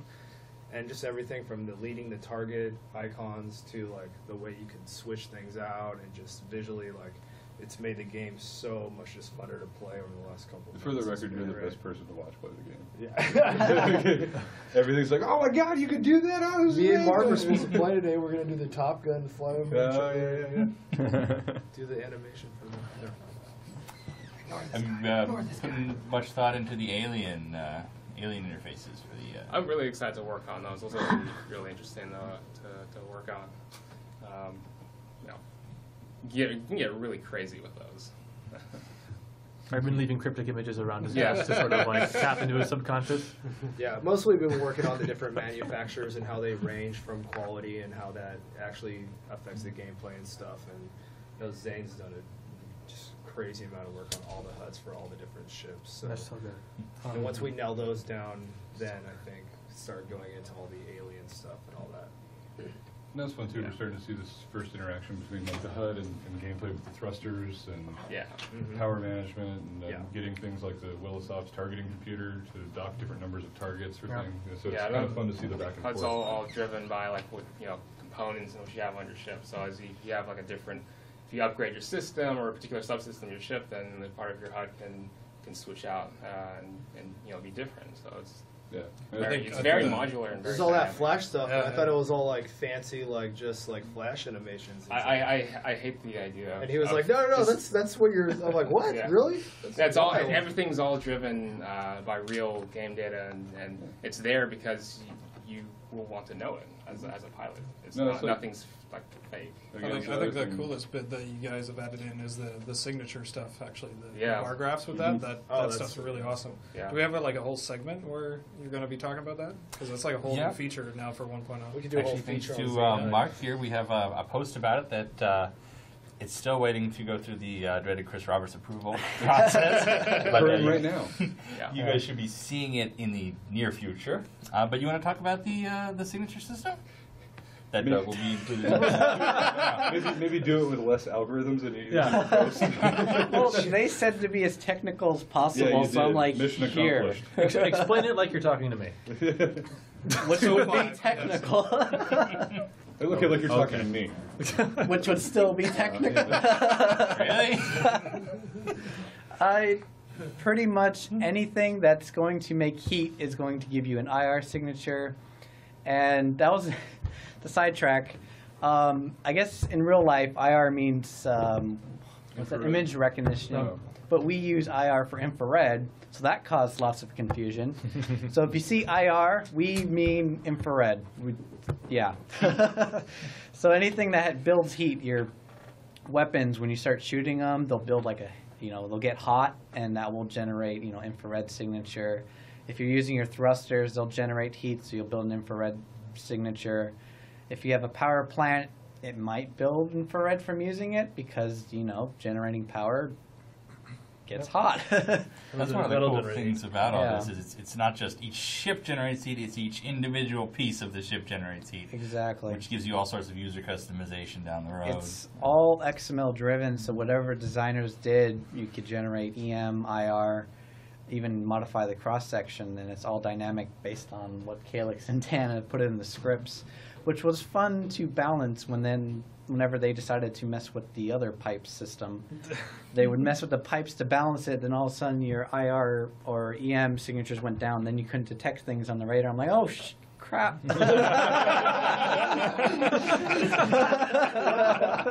It's a lot like that, yes. Something else you implemented last few weeks for ships was the concept of armor, too, which is pretty cool. With the armor, these guys were like, can we also modify signature? Why? So I had to go in there and allow the designers to modify your signature so that if you have like the Ghost, your cross section will have like low emissions compared to maybe your other ones. So it's Calyx will probably tell you more about what the armor pieces do exactly. Yeah, it's just about like insulating what emissions you're putting out.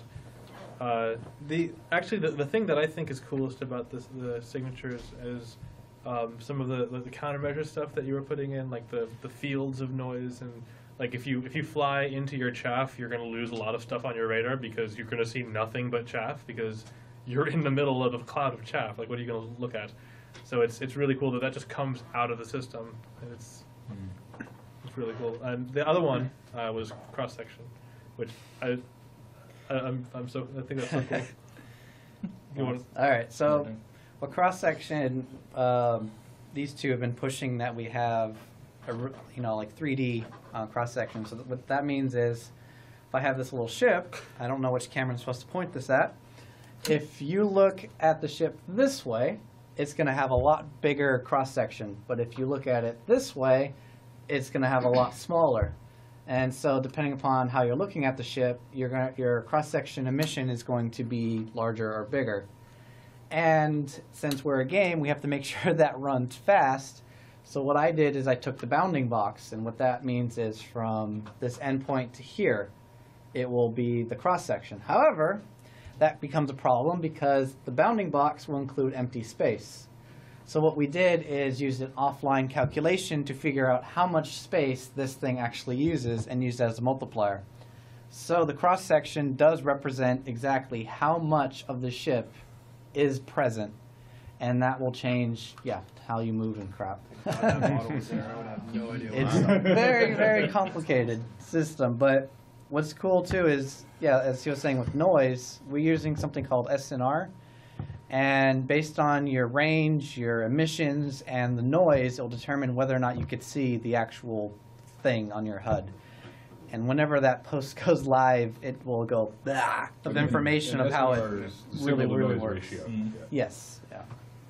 Cool. If there's things between you, or if there's a really bright emitter behind them, like say the sun, it's going to be harder to see whatever it is you're trying to look at. Yeah, we didn't get that part in. If there is something between you and your ship, you'll block the emission.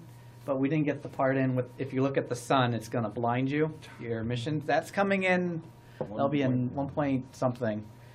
But that'll be like 1.999. Yes. 1.999. Mark's like 1 point something. We'll see.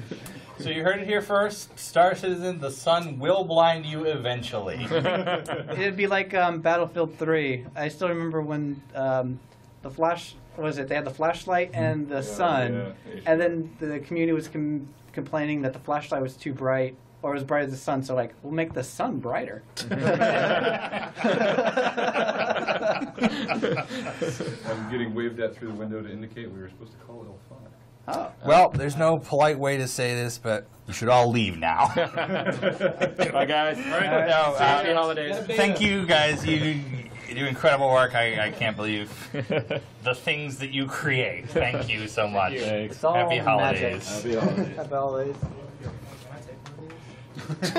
Not yet. All right. Soon. Let me know. All right, everybody. That was our ships team here in Santa Monica. Next up, we're going to be checking in with the folks at Elphonic in Denver, Colorado. That is the team behind the FPS mode, which we showed off at PAX Australia. Was that only a month ago? Yeah. Seems like a lifetime at this point. It does. But they're doing also outstanding work on Star Citizen, kind of creating a big backbone of the game, because it's not just ships, it's walking around outside of ships. It's the first-person universe. The first-person universe, which is, I keep hearing that, and it grows on me more and more. Yeah, a term that I think it was Alex that coined it, and I told him that in 25 years when we're on a GDC panel, I'll tell everybody I invented it. Hey, Elphonic! Hey, what's up? How's it going? Guys. Happy holidays. Happy holidays to you. Thanks for bearing with us. We know we're a little bit behind schedule, but we are excited to hear about what you're working on. Way to put the freaky animal masks up on spikes. That was a nice touch, guys. I don't know what you're talking about. Yeah. You want to go around the room and introduce yourselves? Sure. Sure. My name is Chris Arden. I'm the art producer here at Elphonic. I'm Cole Gray. I'm the art lead. Chuck Bringard, president of Elphonic. Paul Jackson, lead programmer. Luke Peterson, senior programmer. David Langoliers, senior producer. Nick Fletcher, programmer. Dan Garcia, the lead gameplay programmer. Rodney Houle, lead designer. Brian Ernst, gameplay programmer. Chris Palin, animator. Woo!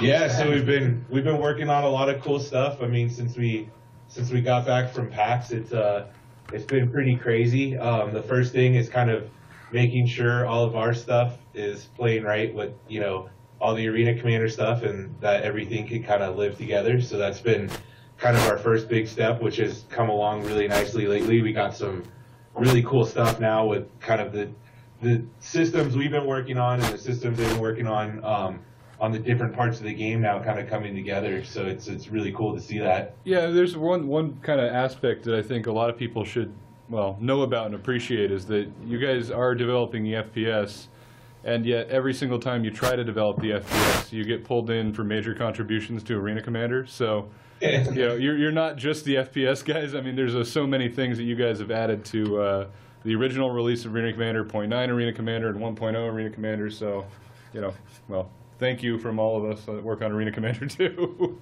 Yeah, one thing that's very near and dear and true to you, right, Trav? Yes, indeed.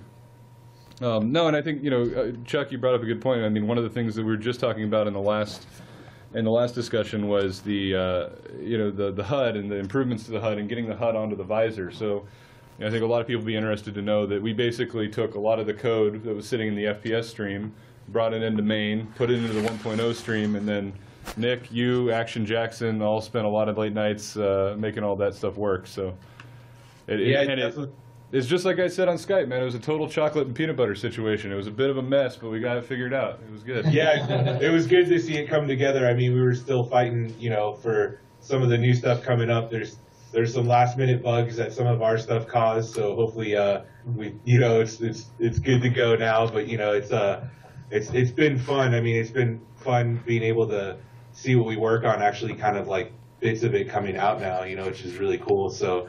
And there's a lot of cool stuff. I mean, I don't know, Paul could kind of tell you some of the stuff he's working on that. Uh-oh. No. We appear to have lost Ilphonic. Lost Ilphonic. We will try to get them back, unless, of course, we disconnect entirely, in which case you can't hear this. I just arrived for the Skype to go down. Is it our internet? Yeah, or you know, we were just fine until you got back.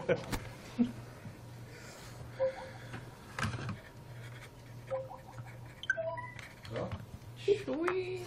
Hey, you guys back? We're back. Yeah. Hey, cool. So yeah, I guess we'll let Paul. Oh yeah, well, as I was saying, yeah. So I'm working on a lot of like procedural stuff for pushing and pulling yourself around the environment using your hands. And so the big thing is that you'll be able to pull yourself along surfaces either in front of you or alongside it while navigating without thrusters or even with thrusters, I think. So yeah. Very cool. I actually think we captured that today in the UK. So because we were doing the motion capture and we had all rigging to sort of simulate zero-G and some stunt guys in, and they were doing push and pull stuff, and so it'll be pretty cool. You'll hopefully have those motion sets in the beginning of the new year, and it'll be like Gravity. Yeah, it's going to be awesome to check all that stuff out. We're really excited, and it'll be cool too if they have any footage on actually how they did it, because I know there's been a lot of talk here on like how we would simulate that in type of environment. It sounded like they came up with some really cool stuff with the wire work, so or however they ended up doing it. Yeah, we were actually looking at. Apparently, it's not that expensive to actually get a Vomit Comet. It's like $4,000 to do 10 parabolics. So we were at one point thinking, well, maybe we should just go up there and put a motion capture rig up there. But really, what you really need actually is more just sort of like the pushing and the pulling aspect with your feet and your arms, and you can kind of do that with sort of a kind of bungee wire rig, where you sort of stabilize people and then you sort of push them towards a surface and they push against it and stuff like that. Can we still do the other one just for fun? Just for fun? Yeah, that'd be fun. Huh? So our animation director, Steve Bender, who you guys haven't met, but he joined us actually 3 weeks ago or 4 weeks ago. He was formerly animation director at Crytek, and he wanted to move back to America, so he moved back, and he's leading the charge on all our motion capture and animation stuff, which is great to have him aboard. So I think everyone in the community will meet him down the road. You guys have Ilphonic. He's spent a little bit of time with him. Yeah, he came out here, very animated guy, really awesome. Lots of energy. Yeah, he knows his stuff. I would say he spent probably most of our meetings on the ground or with what looked like real guns that were airsoft guns draped around him. So we were hoping no one would come in that, like, that doesn't really know us here, because we're all sitting here taking notes and he's sitting there pointing this airsoft gun around the office. So it was actually really fun, but we're like, oh, hopefully the delivery guy doesn't come in and like get freaked out or something. So. No, I mean, you guys, have you talked at all? I mean, people, too, would be interested to know what you guys have done and changed with the cover system.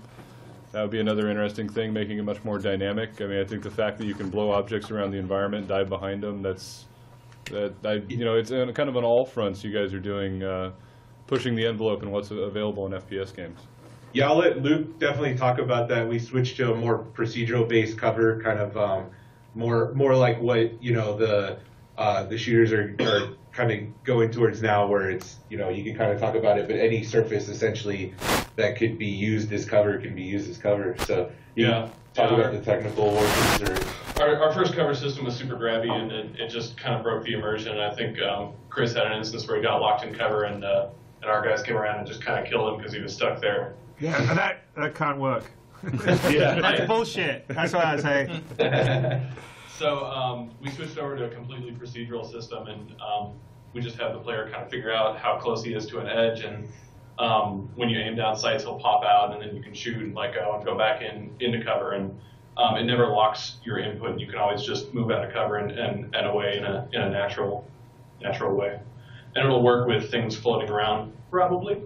We'll see how that works in zero-G, but it's going to be a lot more flexible, which is nice. Yeah, and the good thing is, like, if gravity turns back on and you're in a zero-G scenario where a lot of stuff is moved around, cover now works for everything. So it's really awesome. And then it's been really cool to kind of see the AI start to use the new system as well. And you know, I was in the UK, and it was really cool to kind of check out what they've been doing from some of the stuff we've been working on. It was really exciting to kind of see it like come together, and you're like, oh wow, like these guys are getting, you know, the AI is getting pretty smart, and they're doing really cool things, and they're utilizing cover, and just how well the systems kind of came together was awesome. So yeah, and I think that's one of the things that from a development side people might be interested in, is that the system's a bit unique in its implementation, in the fact that you don't have to go hand paint everything all the time, which makes it, I don't know, much more exciting for somebody to make a level with.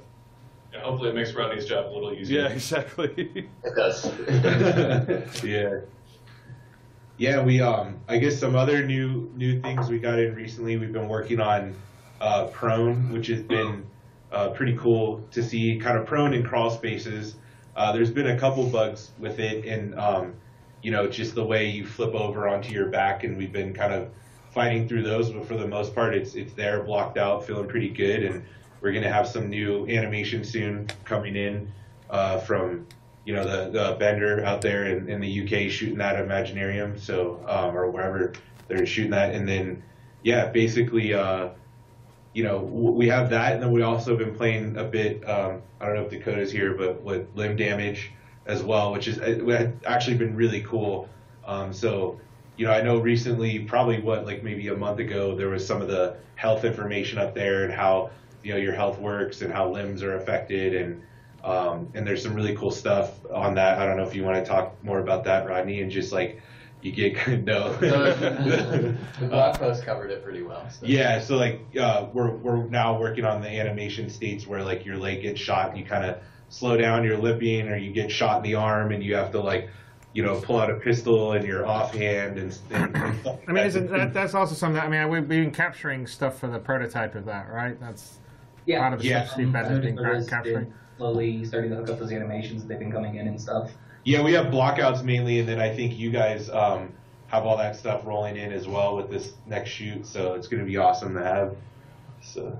Yeah, I thought one of the interesting things on the note about prone was that it kind of led to this whole discussion, because I think the community hears a lot about our beautiful environments and how they're PBR'd and amazing, but I think one of the cool things that makes it a bit unique too is that you have an attic space, a crawl space, and an in-between the wall space. So there's all, you know, while everything on the surface looks really cool, just like everything we do, it's kind of super deep. So you can get into these ventilation systems that run in between everything, and you can be, you know, like the classic Aliens moment under the metal grating, you know. So it's a cool system. It's something Cole, I know you've worked on and Rodney's worked on, and the metrics and everything. So I think it'll really add a lot of versatility to the environments in general, but also to the FPS.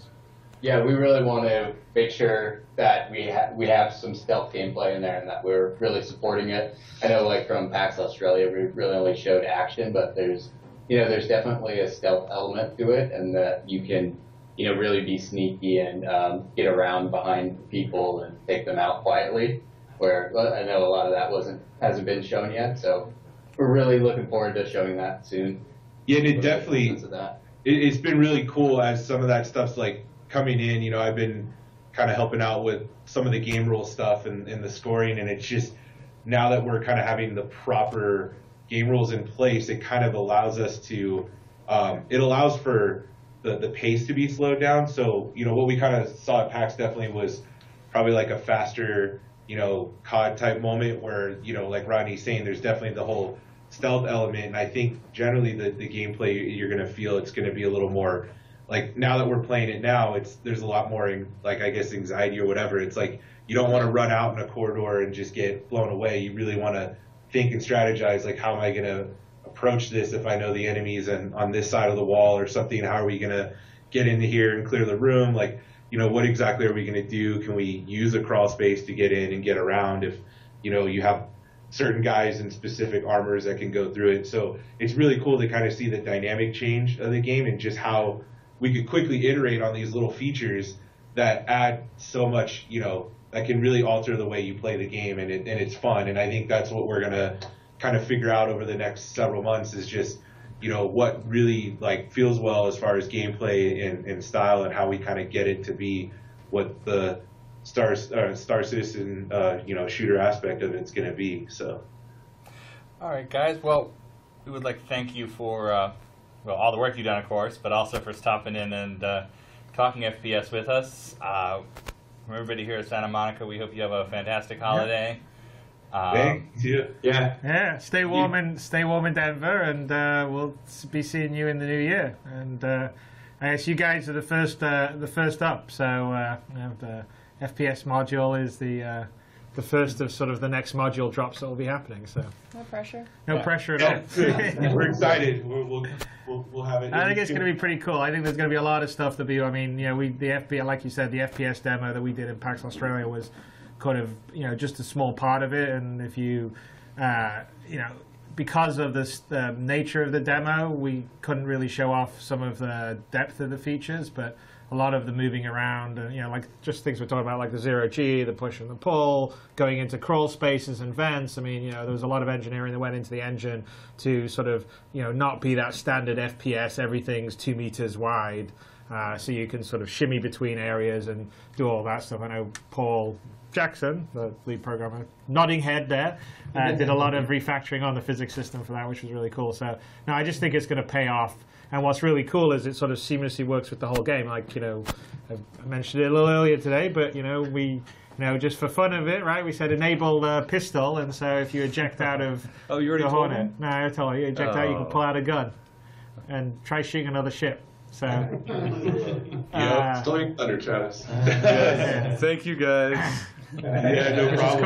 Cool. But the point of it is just the systems, they all live together. So the first person flying around, it's not like you go to a separate piece of code. It's all inside one big simulated universe. And so the cool thing is, as these different modules come online, they all sort of enhance each other as they sort of propagate, and ultimately it's going to be a pretty amazing experience, I think. Just be able to fly, EVA out of your ship, go over to another derelict ship, get on board, get inside a firefight, whatever, take some, steal some treasure or something, come back out, go back to your ship, fly out, then land down on a planet. I mean, it's all going to be pretty awesome. So. Or what did Kedron say? You hide in a crate, get captured. We're doing that now. Yeah, we have to. Right? Yeah, you should make. Or else we could hold him up to the fire on that one. So thanks, Kedron. But no, we're going to do it. It's going to be awesome. Cool. Well, thanks, guys. You guys have been doing an awesome job, and looking forward to more of the same next year. Thank you. Thank you. Yeah. Thanks, guys. Thanks all. Happy holidays. As well. Happy holidays. Yeah. Bye. Bye. All right, everybody. We're going to be talking to our fantastic web team at Turbulent in just a few minutes. First, I see that a lot of you have been asking about the constellation models that Sandy and Chris and I were signing during that last discussion. We set them up here just as holiday decoration. Chelsea tied some stately bows on them. And as you have surmised, yes, we would like to give them away. What we're going to do is have a little contest, a creative contest like we do on ATV. In honor of the holiday live stream, we would like you people out there to come up with a futuristic holiday for Star Citizen. Graphics, text, whatever. Tell us how it's celebrated, what it means. We'll pick our very favorite one to add to the lore of the game world, and we will give the winner and 5 runners-up a constellation model signed by the team here at Santa Monica. That makes a winner and 4 runners-up. No, we don't have... okay, I'm sorry. 4 constellations, 1 winner. I'm bad at counting, that's why I'm not an engineer. So our lead moderator, will set up a thread for that. We'll collect entries over the holiday break, and the community team will go through and pick our very favorites once we get back in January. And with that, let's dial up our other friends in Canada.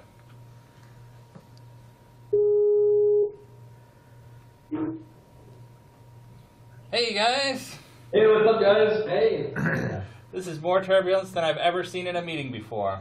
All right. I'm trying to cram them all in the room. We're still missing a bunch. You want to go around the table and introduce yourselves? Yeah, all right. Well, I'm going to do the introductions because some of them are really shy, so I'm going to take care of it. And then they can say a few words if they want. On right in front of me is Anderson. He's our lead UX designer. And so Anderson is doing most of the work on, prototyping the interfaces that we build, thinking about, the different pieces of web page we want to do or functionality we want to build. And so pretty much 100% of all the interfaces you see have been worked on by Anderson at first. And that's how we communicate with Chris and Sandy too. We send them the UX, which is no art setup, and then we can decide on if the functionality works, and then we iterate on that. And then afterwards we do art and then get programmed. So it all starts with this guy. So hi. Next up is Olivier. Can we actually see you there? Yeah, we can see you. All right. Olivier is one of our lead front-end developers on Star Citizen, so he's touching everything. Like he's touching orgs, he's touching homepage, he's touching accounts, chat integration. Olivier's basically been working on every single piece of the website. The carrot game, mini game with his own implementation, so you can blame him if you have, real RSI in your hands for scrolling down the carrot game. And so Olivier's been doing, most of the front end work. And he's been super flexible because, this project is special for us. We get a lot of, special requests, and Olivier is a big part of executing those requests. So that's him. In the corner with the glasses is Michel. Michel is the art director. Michel is joined our team this year, and he had a big job. And his job has been to take over the work from Zane on the art side of the website. And so those are huge shoes to fill. And so this basically the fact that we have Michel in here allows Zane to have work inside the game, which is absolutely awesome. And so I think we're in good hands with his art direction now. You can see some of his new stuff with the homepage. So yeah, that's Michel on the art side. The second pair of glasses in the middle is Benjamin. Benjamin is the central plexus of all of our releases, and I think he wants to speak, so I'll let him speak. I do? Okay. Yeah. Very well. I'm the project manager here, and that means that I'm in charge of all these people here, pretty much, policing them around. But then I'm also in charge of the store and a lot of the web pages that we do, hand in hand with Ben's team over in LA. And so that's why today is a really huge special day for us, because of all the stuff we've seen and all the stuff that you're going to see in just a short while. Yeah. Basically, Benjamin is the one who stays up at 3 a.m. on the eastern side to put another batch of 890 jump for sale. Right? He's the one doing that. Like, he's the one who's controlling all of those aspects. And so, kudos to him, because it's been a lot of work this year for them. But I won't get freebies. We're very sorry. No freebies. We have Vache in the corner there. Vache is one of our new backend developer. He's been doing a fantastic job. The new contactless system is all doing. So that was his first project on our side for him, and so it's been a big undertaking. And today is a big stressful day for us because we've been unrolling a lot of stuff too, and so it's first release with Vache. It's going really well, so we're really happy about it. On my right is Fred. Fred is another technical director. He's basically my right arm with this project. So he's the one I talk to when I need help, and then he talks to me when he needs help. So we're like bouncing ideas off each other. So it's invaluable. The platform that we have built for Star Citizen is used in other projects, and Fred is a big part of that. So that's why I'm here. And of course, I'm the producer. I'm Benoit.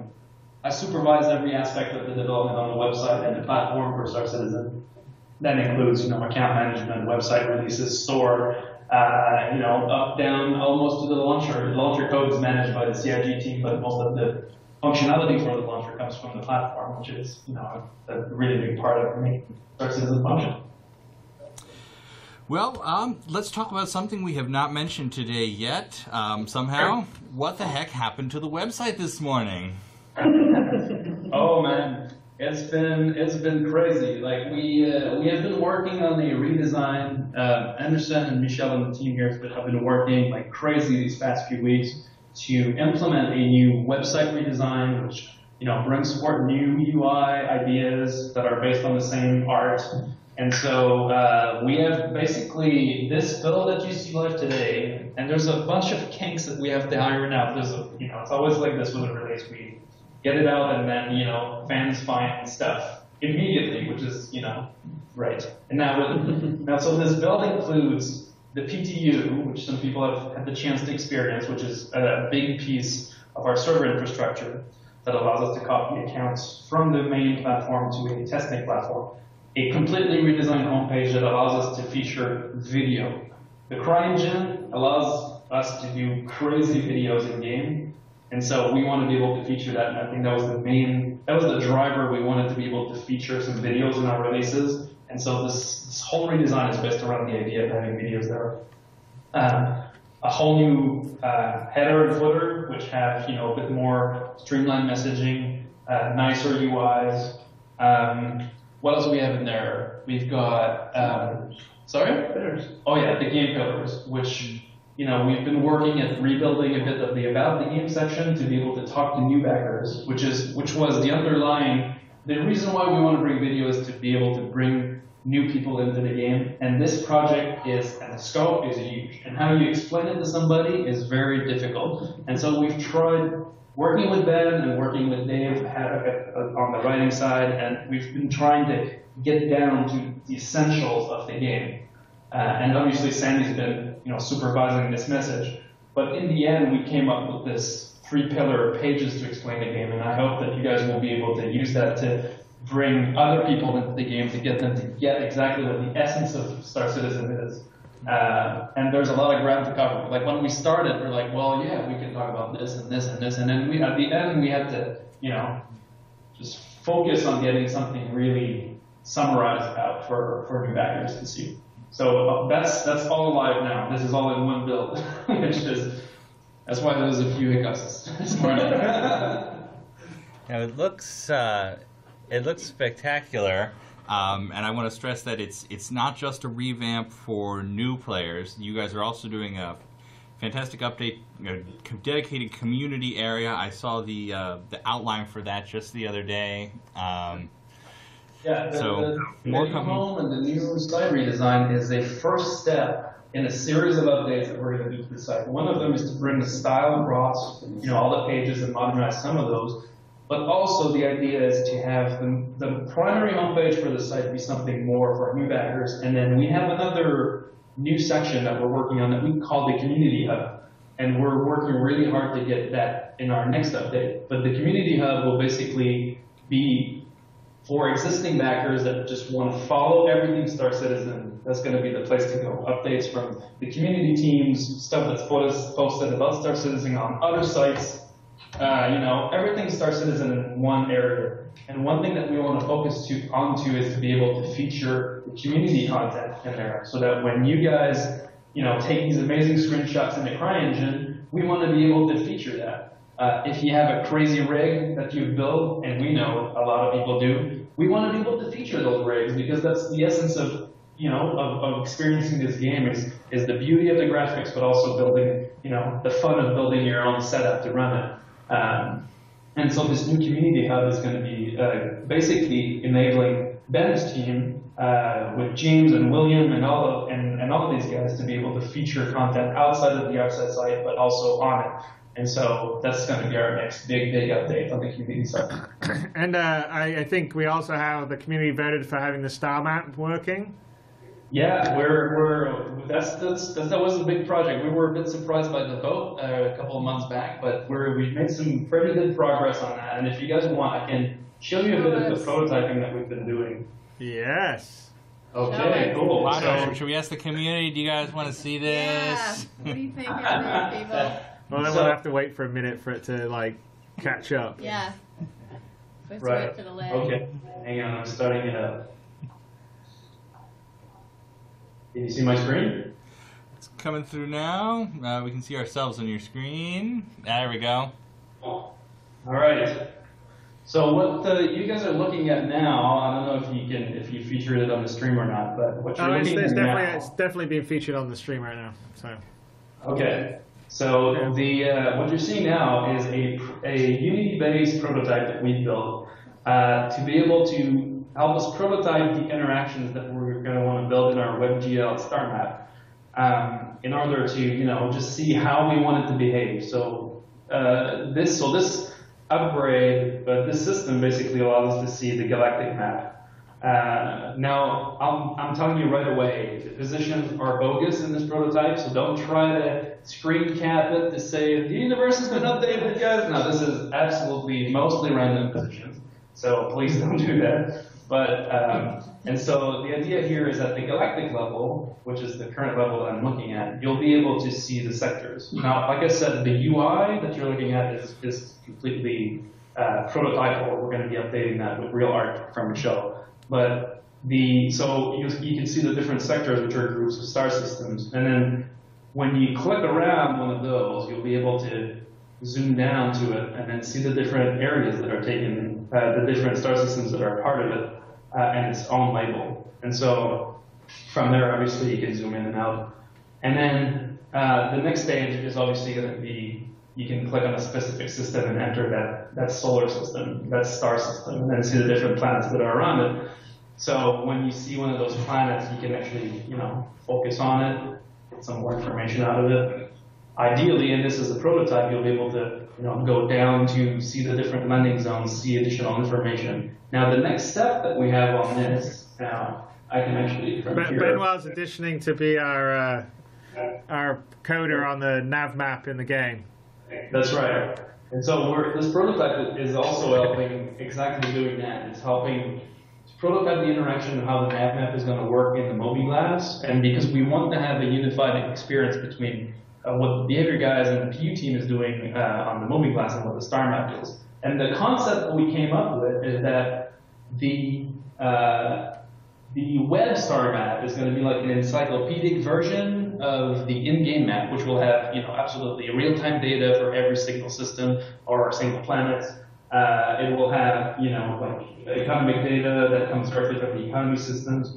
And the web one will have a slower rate of update, maybe a daily or weekly rate of update. I'm guessing it's going to be daily rate of update, where you're going to be able to see a macro version of these data. So the idea is that from the web, you'll be able to consult all of this information using the star map, which will be based, on the same technology that you have seen in the HoloViewer, which is WebGL. It's going to be a lot more lightweight because we don't have millions of polygons to load up, right? We only have, a few meshes that we have here, and so most of it's going to be data management. But as you can see, this is going to be pretty cool just to be able to consult this on the web. And we want to go as far as, some community members have already done WebGL star maps, and so we're using that as a really big inspiration because the work was outstanding. And so we're going to be taking a lot of cues from that and to allow you to, plan your travels around the universe, and you can see, I want to go from this planet to this other system, and so we'll be able to recommend, the best routes for you to get there, through quantum travel and jump points and everything. And so, we're going to be evolving this prototype quite a bit in the next few weeks, and then art is going to start, and then we really want to roll this out to you guys as soon as we can. Hey, Benoit, did you do like half this stuff since the Monday? Yeah, I don't remember. I don't remember all these like awesome planets and stuff. Yeah, I mean, yeah, we did. I prepared this specifically for this demo. You know what? One thing we should stress before any of our backers spend their entire holiday going through this frame by frame to recreate the map. This is not the Persistent Universe map. Yeah, it's these jump points are not the ones in the game right now. It's all a demo. But yeah. So that's what it's looking like. So there's going to be custom shaders for some of those elements, like the lines, because we want to have really fine lines, and so we're working at creating a custom GLSL ES shaders to be able to do that, to have good perspective, and then hopefully, some of this stuff will be used in game as well. That's the target. Oh, totally. Well, that's awesome. Cool. It's like most things on Star Citizen. Yeah, we've got a website, but not really. Like a whole nother level.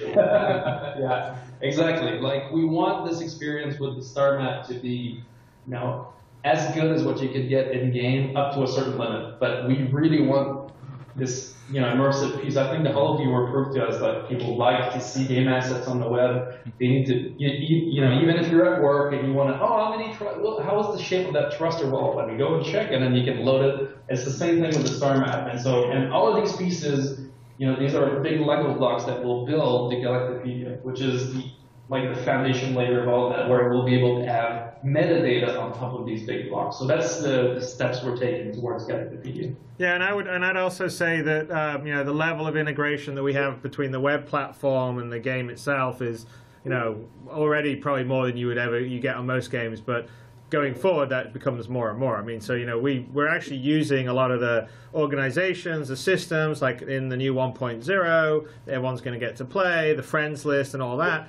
That is the web platform that's communicating with the game and the lobby system and all the rest of the stuff. And that's right. And so the contact system is one of the pieces where we decided to go all out between integration between the game and the game and the platform.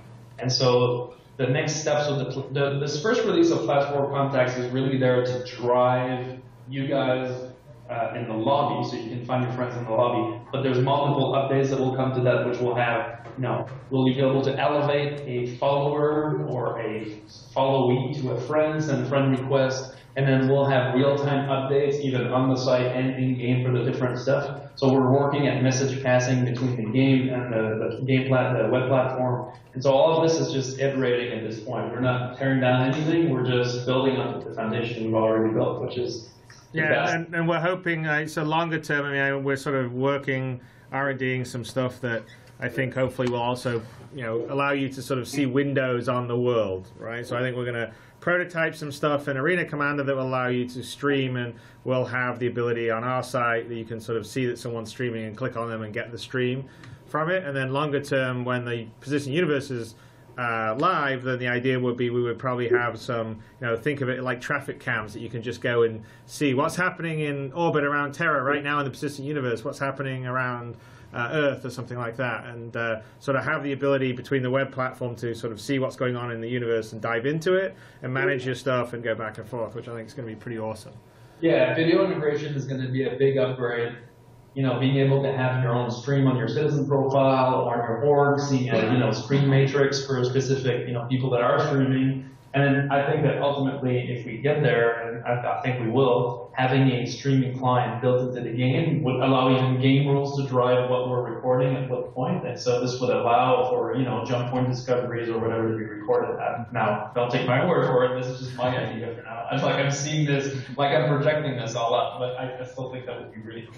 No, totally. And I think we're definitely going to try and have moments where like one of the goals on the game itself would be that we would actually have Game Master controlled cameras that we would capture sort of events that are happening in the universe, and then we would use those that would play back in news updates that you would get if you go into a bar in the Persistent Universe, but you could also get it on the website, whereas the nightly news and this is happening in the Vega sector, and these two organizations clashed and had a huge battle and there was X number of casualties or whatever it would be. So tie up the star map with these different traffic cams, throughout the universe. No, it'd be totally cool. And speaking of organizations, I think the other thing that you guys have got on the roadmap that you're sort of in the early stages of getting functioning, right, is the the enhanced organization stuff. The ability for the organization to have its own blog and its own forums that they can moderate themselves, which will be the foundation of the switch out of our main forums to be under our own engine versus using vanilla, which is what we use now. I don't know if you want to talk about that. Yeah, so we've done some shuffling on the org system roadmap because we've been very busy with a lot of stuff. But so we've decided to take what we used to call Orgs Rock 2, which was the addition of jobs and other professions inside the org, to swap that out with private forums and blogs for the org. So that means that your branding officers will be able to have their own, a real updatable front page for your org that you can manage, a bit like a Tumblr. And so that's a really important part. I think that communication tools are lacking currently with the orgs, and so this will be a breath of fresh air. And the second one is obviously private forums for your orgs, where your own members can come in and you can moderate your own forums, and you can have public forums for non-members to come in and then have discussions. And then this would, I think upgrading the communication tools for the orgs is our top priority in that space. And so that's what we've been doing. Anderson is like all over here with forum stuff right now. So because to do that, we're building our own engine, moving away from vanilla forums, which is powering the main forum right now. So the plan there is that when we do get these org forums out, we will then retrofit the main forum to use those. And so this will allow us a lot more flexibility on the UI side, do something more streamlined, use a bit more modern UI and UX for some of the forum stuff. And it will also allow us to display more of your information. Like currently we have to synchronize stuff between different platforms, between the main platform and the forums. If it's all built into the same thing, it's going to be easier for us to show you. You can pick, which badge you want to show. It's going to be a lot easier for you guys to customize your display, and we really want to give you guys some more options there. So that's a big one. Yeah, no, it's a big one. No, I think one of the big things that sets one of the strengths of Star Citizen is the community, period, right? So it has it's an incredible base of people from all over the world that love this kind of game and are really sort of fully committed to helping us make it. Obviously the financial support's one thing, but it's not really just the financial support. It's really, the fact that everyone cares so much about the universe. They're discussing and arguing about different aspects of it, whether it's gameplay or lore. In Arena Commander, they're playing it, they're giving us feedback, and so we're getting to iterate it on all. And I think, this is one of the reasons why we've been able to do that was from the very beginning we sort of decided, well, we're going to make community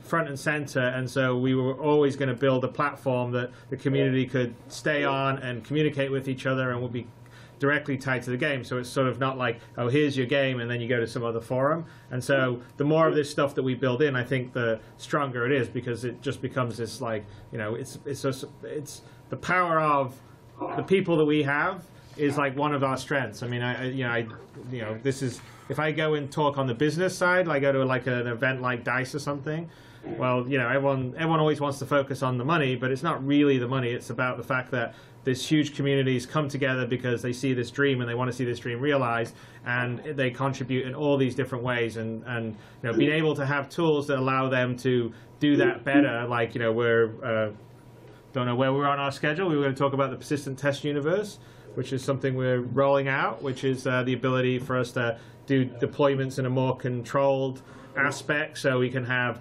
200 or 500 or 1,000 people stress test some stuff for polish reasons before you go really wide. Or the the community stuff you're talking about with the organizations, all the rest of this stuff, and we're going to build more and more of that stuff also in the game. That I think is going to I haven't seen another game that has as many community tools in it as what we're aiming to do here, right? So there's probably some stuff out there that have quite a lot of stuff now, but like in terms of our overall vision, it's so integrated that I think that's really going to set Star Citizen out. So, and you guys are completely critical to achieving that and be doing an awesome job. So. Oh, we jump right into that, for sure.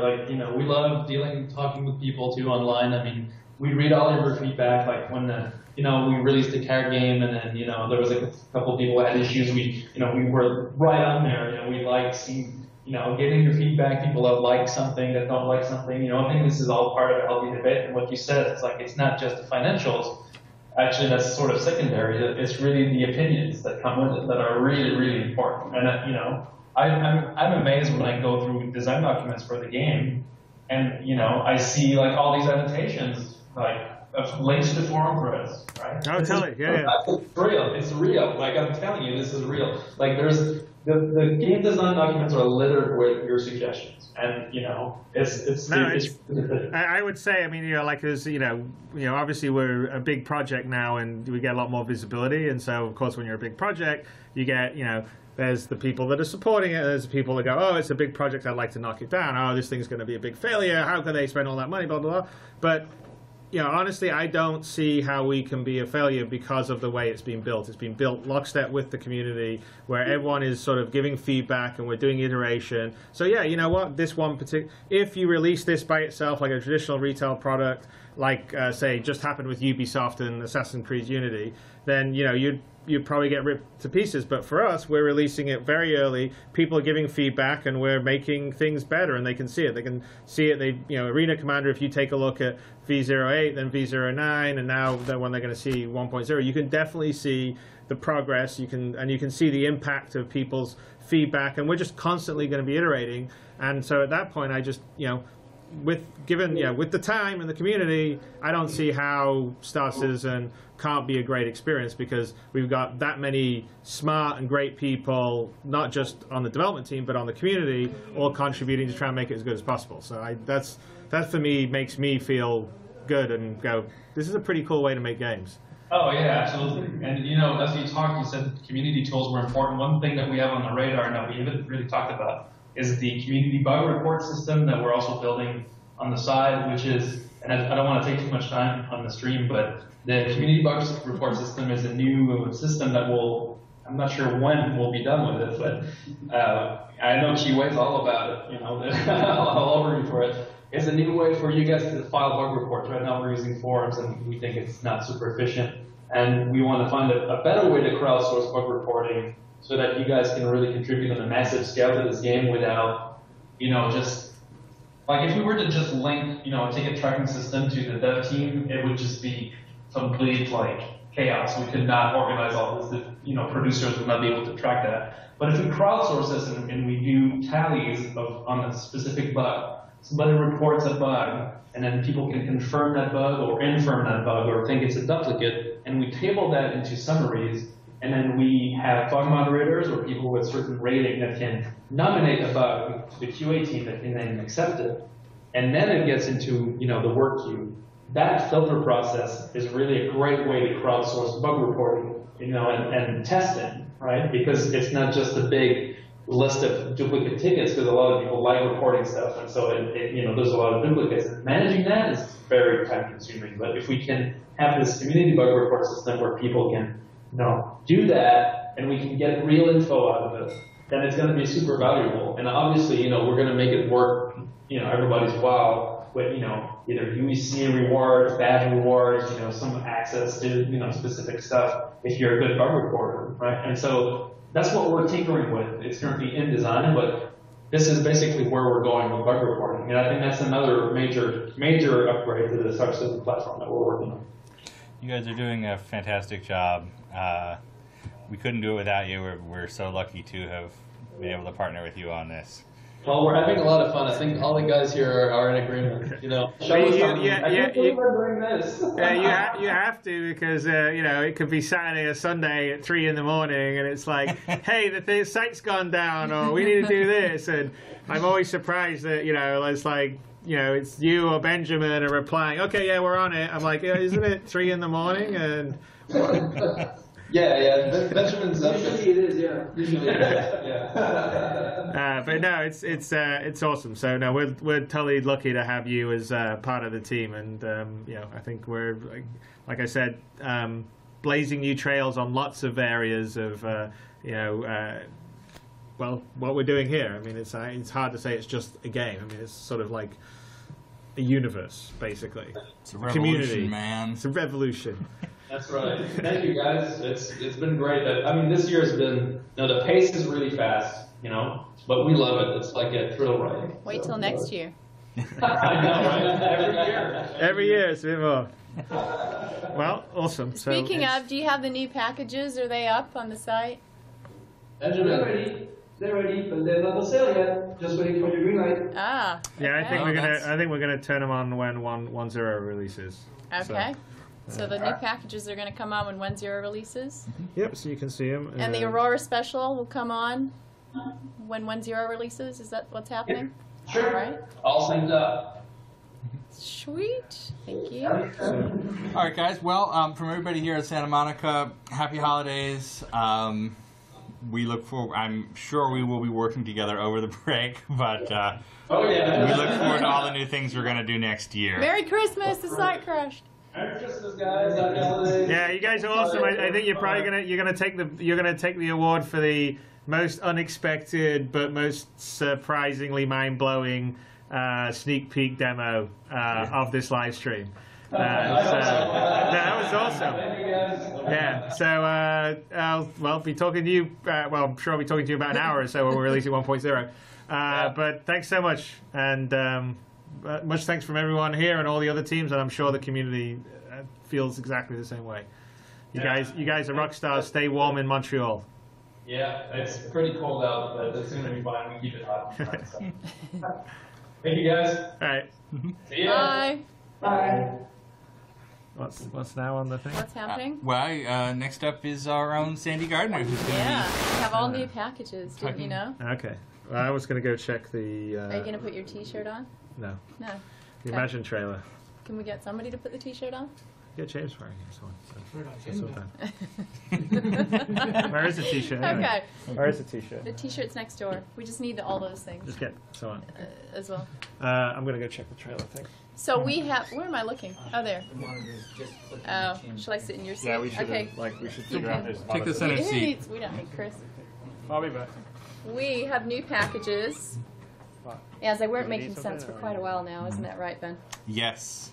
So we have updated everything from the High Admiral all the way up to the Completionist package. So they should make sense now. There's a clear upgrade path from each tier, from one to the next. If you upgrade from the new High Admiral to the Grand Admiral, then you won't lose anything. The base package includes all hangars, Alpha, Beta, LTI posters, fish, buggy, one fish? Oh, only one fish, one lonely fish. Digital versions of all manuals and content, such as the CD and the star map that we just saw. And this is for the Grand Admiral package, right? Correct, yeah. And then the Million Mile High Club, I actually talked to the guys in Austin because I wanted to see how many of those we can actually have. Mhm. So there is a capped number. So we have 15 completionist Million Mile High clubs and 35 Wing Commander Million Mile High clubs, and after that, that is the cutoff, so that everybody gets their own little special club. If you would like to exchange your old version for the new one, contact Concierge, Alexis and Chelsea, to reclaim your package for store credit, so you can get the new package that you would like. Bearing in mind, we are out of the office until January 5th. That's all right. Although We're we're going to be always an online. email. Yeah, we are always online. But it's not just high-end packages that are No, having this it's not. happen. We've got It is not the Aurora. yes, 5,000. We're with the Eater sale today, where we're going to do 5,000 more $20 Aurora. I think that's the plural of Aurora. And those will be in the store a little bit later tonight when 1.0 launches. Yes, they will be. And later tonight. Tonight. I love how we're saying tonight. Chris Tonight. said in an hour. Tomorrow Any morning advances on that, for- James? No, James doesn't want to put his foot in it. So then we also have an event schedule lined up for 2015. It's a big year. It is going to be a very big year. We are starting in January on the 20th here in Los Angeles at the Pacific Design Center. Chris is going to give a really cool presentation at BAFTA, which is the British Academy of Film and Television and the Arts. And we are going to, there's going to be press there and members of the BAFTA community, and we would like to invite 80 members of the community. So tickets for that are going up forthcoming soon. And I think that's it's basically free. So I think it's going to be 5,000 UEC, and you're going to get them back or something like Yeah, that. we're that's why they're not up right now. We're working on some logic, so that'll be Right, to something make you that buy happen. for free. To So that's going to be a really fun event. So if you can join us with that, please do. And we'll also have some, besides Chris, there's going to be, I'm going to go, Ben's going to go. I just nominated you to Oh, go. thank you. James is going to go, and a few of our staff are going to go. And then on January 23rd, that will be our next event in San Antonio for PAX South. And we are going to do a PU town hall. So all of the guys from Austin are going to get involved, and it's going to be like a series of panels that you can be part of, and a little kind of gathering, like an informal gathering afterwards, right, Ben? Yeah. So we're thinking something like 2 till 7 p.m., somewhere in there. So it's a venue that's actually off the PAX South site, so you don't need a ticket per se, and then the tickets will be like a nominal kind of $10. We haven't actually decided how much yet. I have to look at the price of the venue.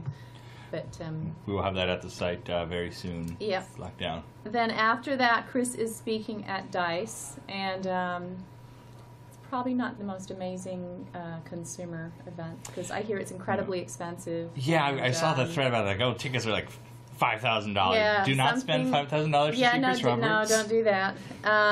But we do get really good press out of that for Chris, so it's a good one for us to be involved in. Chris is doing a special guest speak. And if you happen to be there, he'd love to see you. So says you. No. And then March 6th to 8th, we are going to go to PAX East, and we have a booth there. We're going to share that with Logitech from the Friday, Saturday, Sunday. And then... But that doesn't mean they're the ones making the HOTAS. No, that does not mean they're the ones making the HOTAS. And I would love to announce who is making the HOTAS, but we haven't quite finished the paperwork, the wrangling. But you will all be happy. We have taken note of both of the polls that we did. And the second one got shown to the actual developer that we are in negotiations with. Spared no expense. Yep, and then, okay, so then we are on the, okay, so the 6th to the 8th we have the booth, and then the 7th we have the backer event. We're at the same place again, Boston Royale. So we should go on time this time, because I know there's a few hecklers last time, but I think that was probably because we went on quite late, and so everybody managed to have more drinks than they probably should have by the time we did our presentation, and it all got a bit kind of heckly and a little hairy. Please do not pregame this one. Exactly. We'll get there at Star Citizen time. Yeah, exactly. And then South by Southwest, we're going to do the week after. We're not doing GDC, just in case you were asking. I know we originally had that on the plan, but it's just too much for Chris to go from GDC to PAX East to South by Southwest. Yeah, I think a couple of the staff are going to be there independently, but they're not on any panels. If you run into Travis, he will be happy to like drive you around town and buy you lunch. Loves and GDC, yes, right? I don't know why. GDC. I don't get it. Loves GDC. He also loves driving strangers around. It's his Yeah. thing, Please find and hug Travis. So South by Southwest, we're going to be there. March 13th, Chris has a gaming geek stage panel. I think that goes for like 45 minutes or so. I think the topic is going to be released sometime at the end of January, something like that. We're going to be in their what's it called, compendium booklet? Yeah. Because we are doing the closing party at South by Southwest, so that's free for everybody to join, and we're hoping to have some pretty stunning visuals at that. Hear that, Austin? Get on those. Yes, exactly, Austin. You're on the hook now. So then after South by Southwest, we're into April and May, and we have a couple of tentative things, but we're not going to release them just yet because if they don't happen. Yeah, we don't want to disappoint folks. Exactly, we don't want to disappoint folks. But then we have a fun live stream that will come out of Foundry 42 on June 26th. So June 26th, Manchester live stream. And then, of course, Gamescom. We go to that. This will be our 3rd year next year. It's we get really great reception from that in terms of new backers and a lot of awareness for you love us over there. Germans and we love you. Space Sims. They're But you know, it's not just Germans though, because we had people. Yeah, there's a couple of people from Amsterdam. They like had rode on on their bikes, and we had people from South Africa. Everybody you Spain, meet there is incredible. It was, I enjoy Gamescom. So we're going to be on the show floor with a smallish kind of booth. We do a B2B. And then we're also having the event on the Friday night at the same place we had last time, the eWork, because I think that's kind of a decent size. It was 2,000 people and we were full, so we don't really want to get too bigger and smaller. We know people would be You got to upset. keep it intimate so people can meet the team and see what Yeah, we're about. and then we just need to work out something instead of posters where people can get a little bit more time. The photo booth worked really well at CitizenCon, but I'm not sure how that would go with 2,000 people. Well, it's in Germany, so it would go very efficiently. It would be, That's true. We could do that. Because I know the Australians we didn't do the poster for the Aussies. Aw. I know. I'm sorry, We'll make it Australians. up to the Aussies, don't worry. They're probably not watching anyway because it's like the crack of dawn there. Okay, so then after Gamescom we have DragonCon, which we actually did a free fly weekend this year just gone, and we got a lot of new backers from that. So we're going to go to that again. And it's basically Ben goes, Dave Haddock goes, Dave Ladyman goes, and they do like panels and kind of informal gatherings. Very geeky stuff, but it's a lot of fun. I've been going to Dragon Con for many years. I used to do it with the Wing Commander community, and it's very cool to come back as a guest. We'd love to have you too if you I want might to just, travel I that might just weekend. go this year because I'm not sure about what's happening with PAX Prime. So yeah. Keep it open. I know. And then CitizenCon, as you may or may not know, I did go to London and also to Manchester, and the winner of that CitizenCon venue is Manchester. So it is a pretty cool venue. We're just locking down the details of it, and then we will disclose those details on the site. So we're next year for CitizenCon, we want to do more like panels and just like meeting the team. Yeah, have groups bigger of event. people. Yeah, the venue holds about 700 people, so we could have kind of groups of group people into. So that'll be a really fun event, and then after that we're going to Paris Games Week. Ooh. Right. Yeah, that's gonna be good. Which is around Halloween, and then the fans, quite a few of you Swedish fans have been doing DreamHack for us for the past 2 years. We just did it. We had some of the fans do DreamHack last month.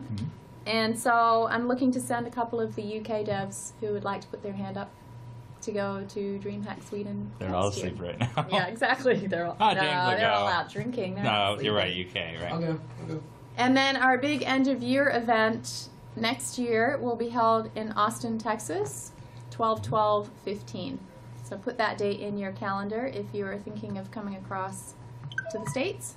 12/12/15 will be a big shindig. Yep. And now, yeah. well, we should show off. Can we show off the amplifier who are in Austin? Because merchandise, we haven't talked about. Oh, yeah, merchandise. But we've been researching a lot into the merchandise, how we can make this whole process better for you guys. Been doing a lot of work on the collector's boxes and how we're going to make that happen for everybody. And so Amplifier, who are one group in Austin who do a lot of U.S. Merchandising, sent us these gorgeous posters. You probably saw the middle one. Can we show these posters? The middle one was on Around the Verse, but this morning we had the two posters that are flanking it. We received them this morning, and they're quite stunning. So thank you very much, Justin, at Amplifier. So we might be looking at doing something with them. We're just kind of putting it all together and doing what we can. But obviously we actually ship to 99 countries in the world. We have such a diverse range of backers that it makes it slightly difficult to work out how to get local delivery and the best delivery for everybody. But if you guys would like to see us sell this kind of artwork, please tell us on the forums. We will watch for your reaction. So we have this, which Chris is supposed to be wearing, but I guess he's just not. BDSSE. Yeah, this Squadron 42. Because we know that a few of you missed out on the Squadron 42 t-shirt. This is slightly different. The color is slightly different. It's not distressed like the first one was, other than the logo is a little bit distressed. And the back is a little different because the first one was Cal is my wingman. So what we're going to do with this 3 items that we have for merchandising going into next year. We have a second fleet dog tag.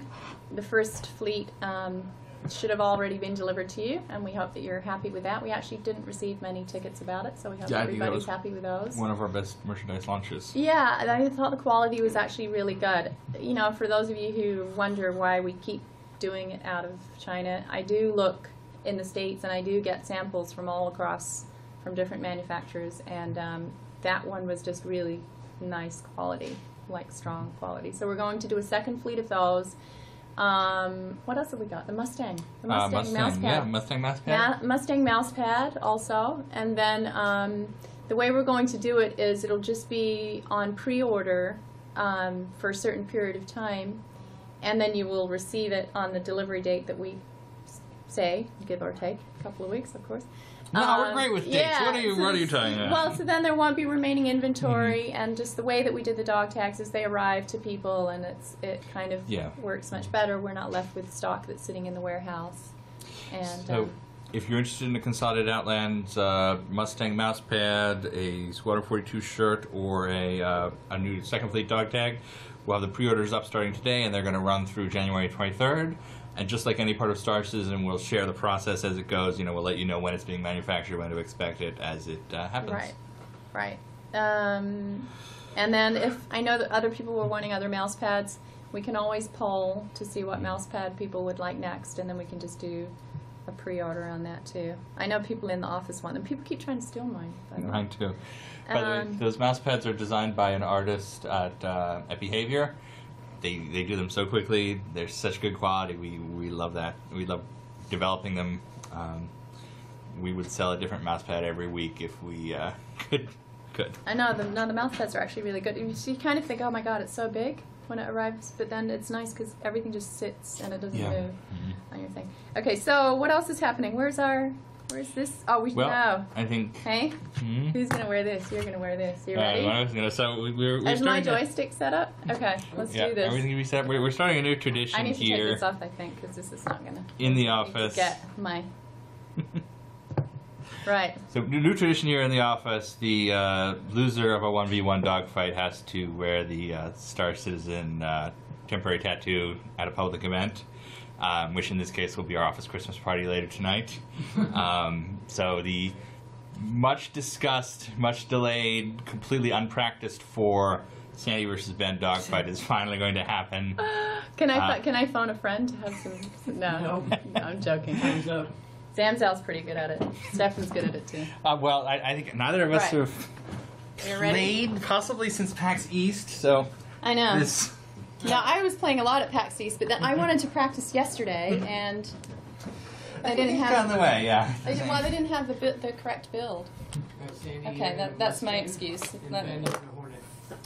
Oh, right. There's a Mustang. I was in a Super Hornet before. Okay, that's not cool. I'm like Chris. I'm like complaining that I don't have a Super Hornet. Okay, can I actually just move this first to get it in the right position? Okay, so is like lobby. Are we just doing a private match? So hit ready when you're. Okay, what am I doing? Yeah, I already clicked ready for you. You already. Well, hold on. Where? Oh, I was down there. The new lobby system, folks. Yeah. Exactly, the new lobby system Oh, works I can great. chat with Sandy. Huh? I don't see you at all. Why are you texting me? Okay, this isn't funny. No, seriously, this is not what it looked like upstairs. Yeah, it did. No, it didn't. Why are you typing? Okay, come on. I'm ready. Should I just launch? Are you ready to go? Good launch. All right. But, so, searching for match. Really? It's that hard for us to find each other? Is it you sure this joystick's connected?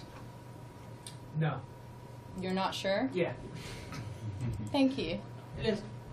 Okay. Okay, so Oh, match found. There we go.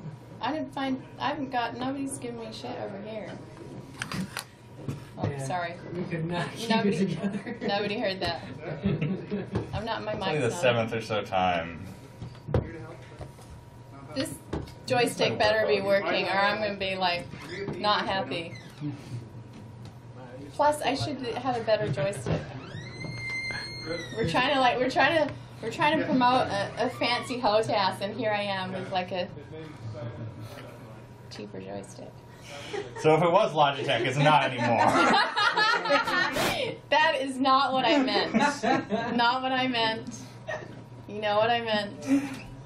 That there's a Thrustmaster Warthog sitting right here. I thought it was. Did you I thought guys it was a figure private out how to match. be on different sides? It's a battle royale. I want to see that this joystick works before we go, because he could shoot me before we even get anywhere. Don't worry, I haven't played in months. Nice. Okay, what? Oh, yes. Right. Are you flying Mustang? Why am I in the Mustang? I wanted to be in the Super Hornet. No target. Why doesn't Y find me a target? You gotta find one first. Fly around. You also want to speed up. Okay. Well, why isn't this is my speed? There you go. Okay, 200 meters a second. I don't feel like I'm going anywhere.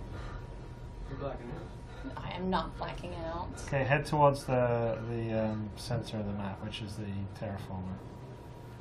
Okay. This is just. This is ridiculous. You gotta turn, look around. You gotta look. You gotta try and find Ben. Listen, co-pilot. I'm just saying.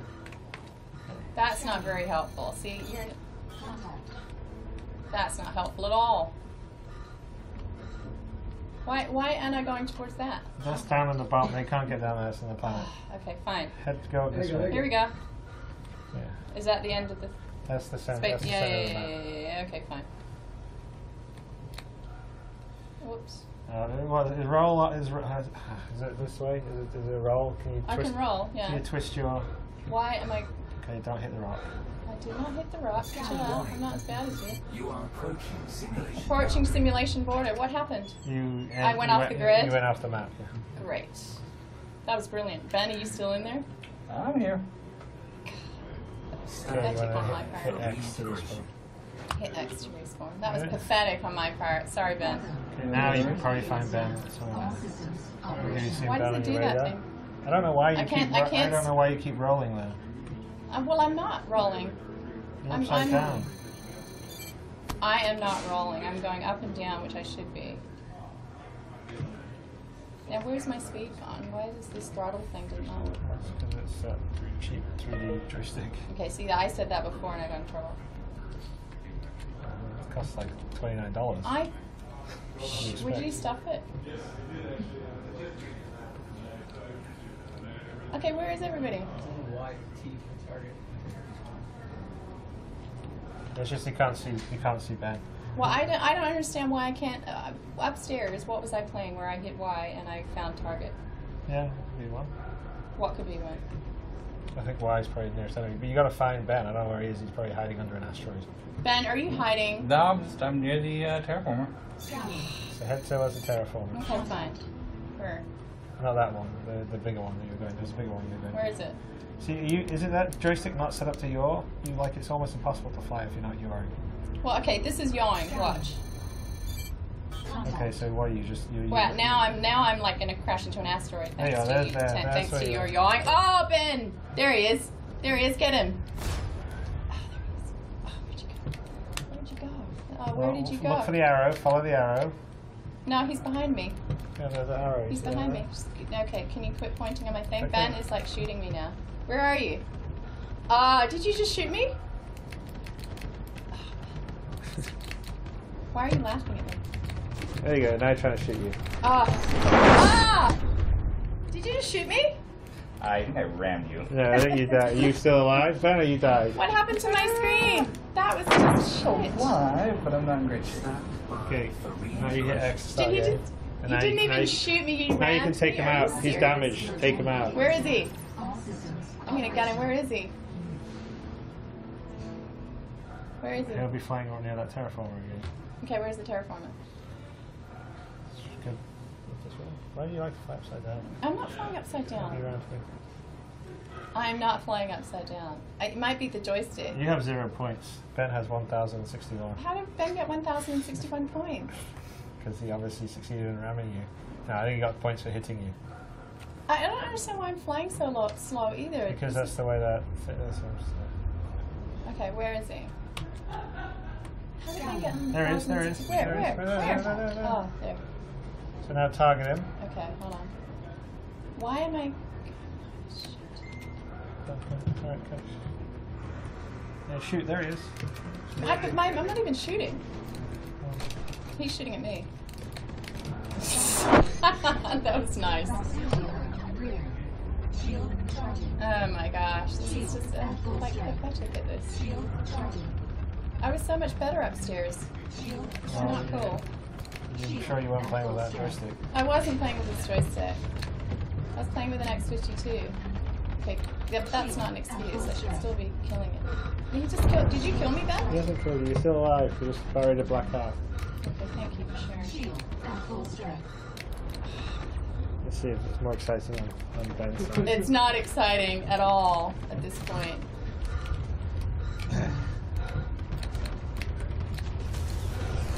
I don't understand. Ben's just not bothering targeting you. He's that good.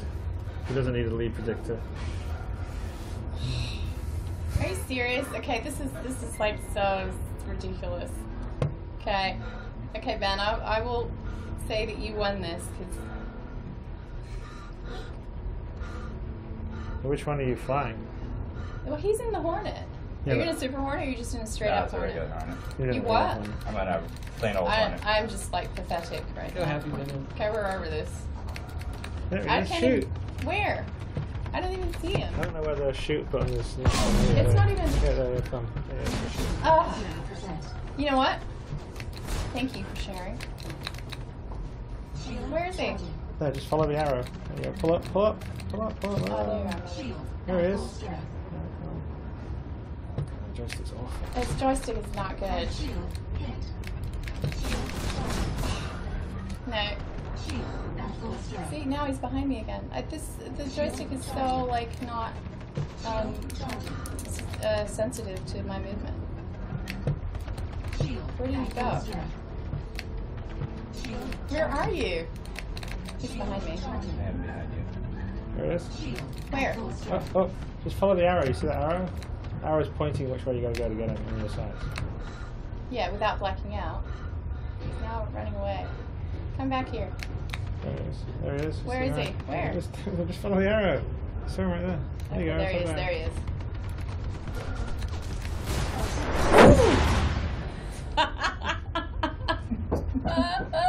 That was a lot of fun. There you go. That was fun. I don't think you managed to hit him, but. No, well, it doesn't matter. Yeah, now get your lead. Get this. Drag when you get close to him. Get this over him. Get that over him. Yeah, and shoot. The red and bit. that Yeah. means- Well, not the red bit. The red's saying you're not going to target. Now, yeah, there's a little dot you drag behind him. If you get it over him, you'll hit him. There it is. Yeah, but it's so hard to get this on the target. Like it shouldn't be that Well, difficult. because try playing with this. No, I don't really want to play with the game. I was so Okay, well. happy to be at YouTube Pro upstairs. I don't know why Okay, you're I think we should call this a day. Up for that? Well, you won. 'Cause I was pathetic. Well, you improved rapidly during the battle. So. That's so sensitive. Yeah, it's funny. I went off and downloaded it. Frustrating. Where'd you go? There you are. I see. Patrol. Follow the arrow. Watch me now crash into something. There's asteroids everywhere.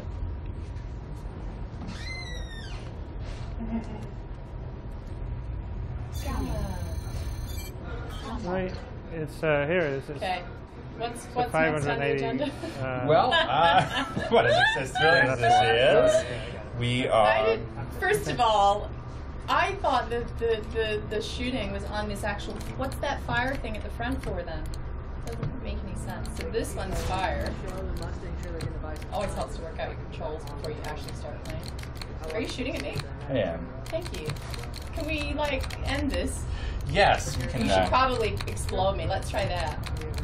Ooh, there you are. This isn't made for PG screening.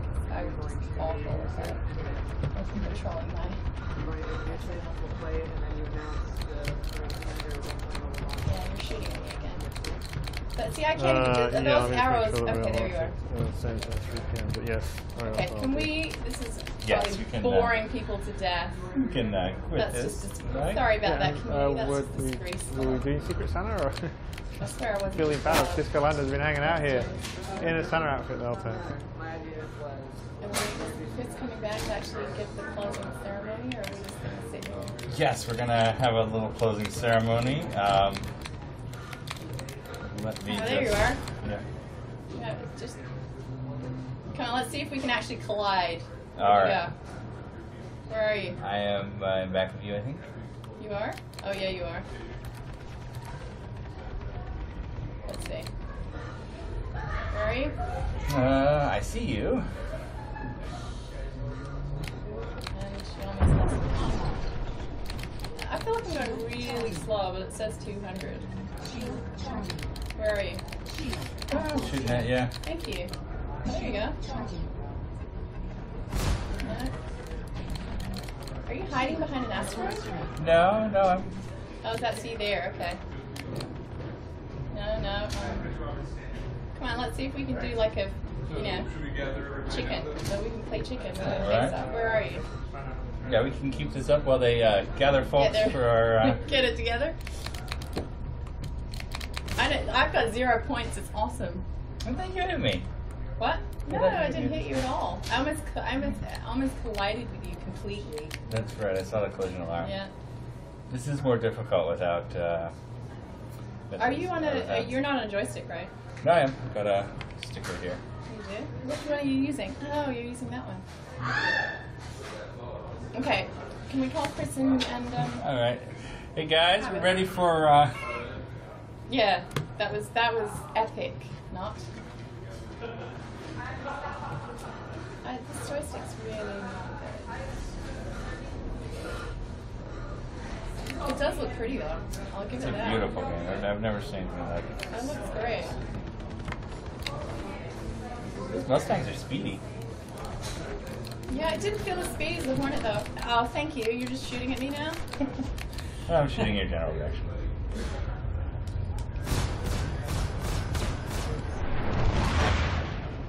It's actually been so long since I play. I have not used the current targeting system, so. Yeah, when I was upstairs playing with Chad, we were doing the Vandal Storm one. It was like seemed so much different. Maybe they're easier to shoot. I don't know. Okay. We really can't bore the community anymore with this. No, They're no, gonna, I'd like to. It's like watching paint dry for them. James Pugh. Anybody in the control room watching this I know, and hearing it, seriously, we want please, the save rest of us. the team to come in here. Save us. It's not even moderately All right. amusing. I'm You guys giving up? We keep I'm calling still at for zero. It's awful. I'm just awful. James. We're gonna give up. We're gonna stop torturing get everybody people. together? Yeah, We're gonna- that's what I said. Yeah, they're gonna Let's do that. stop torturing people. It's in the how process. Bad this Is is. my that's Brian. I'm is my gonna blame it knife on how this joystick though. I'm sure it'll do much better once we have. have a Star Citizen joystick. That's exactly Okay, what cool. we're doing. All right. That's great. Let me. I'd love to put this. Where's the Twitch stream? It looks great. Do we have Twitch on here? I can actually see it myself.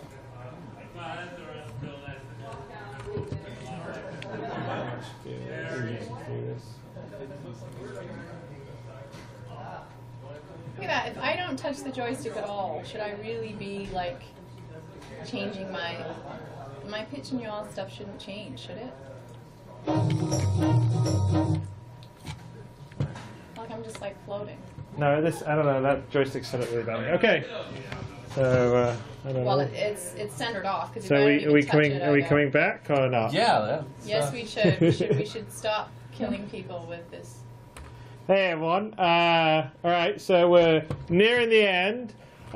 So we're going to do a couple of things. One, we're going to show you a little piece. We actually cut together a sort of Star Citizen trailer that's Well, it's definitely, this is an example we're talking about fan-based and inspired and community. So Simon Penner did this really great Imagine piece that I think a fair number of people have seen in the community.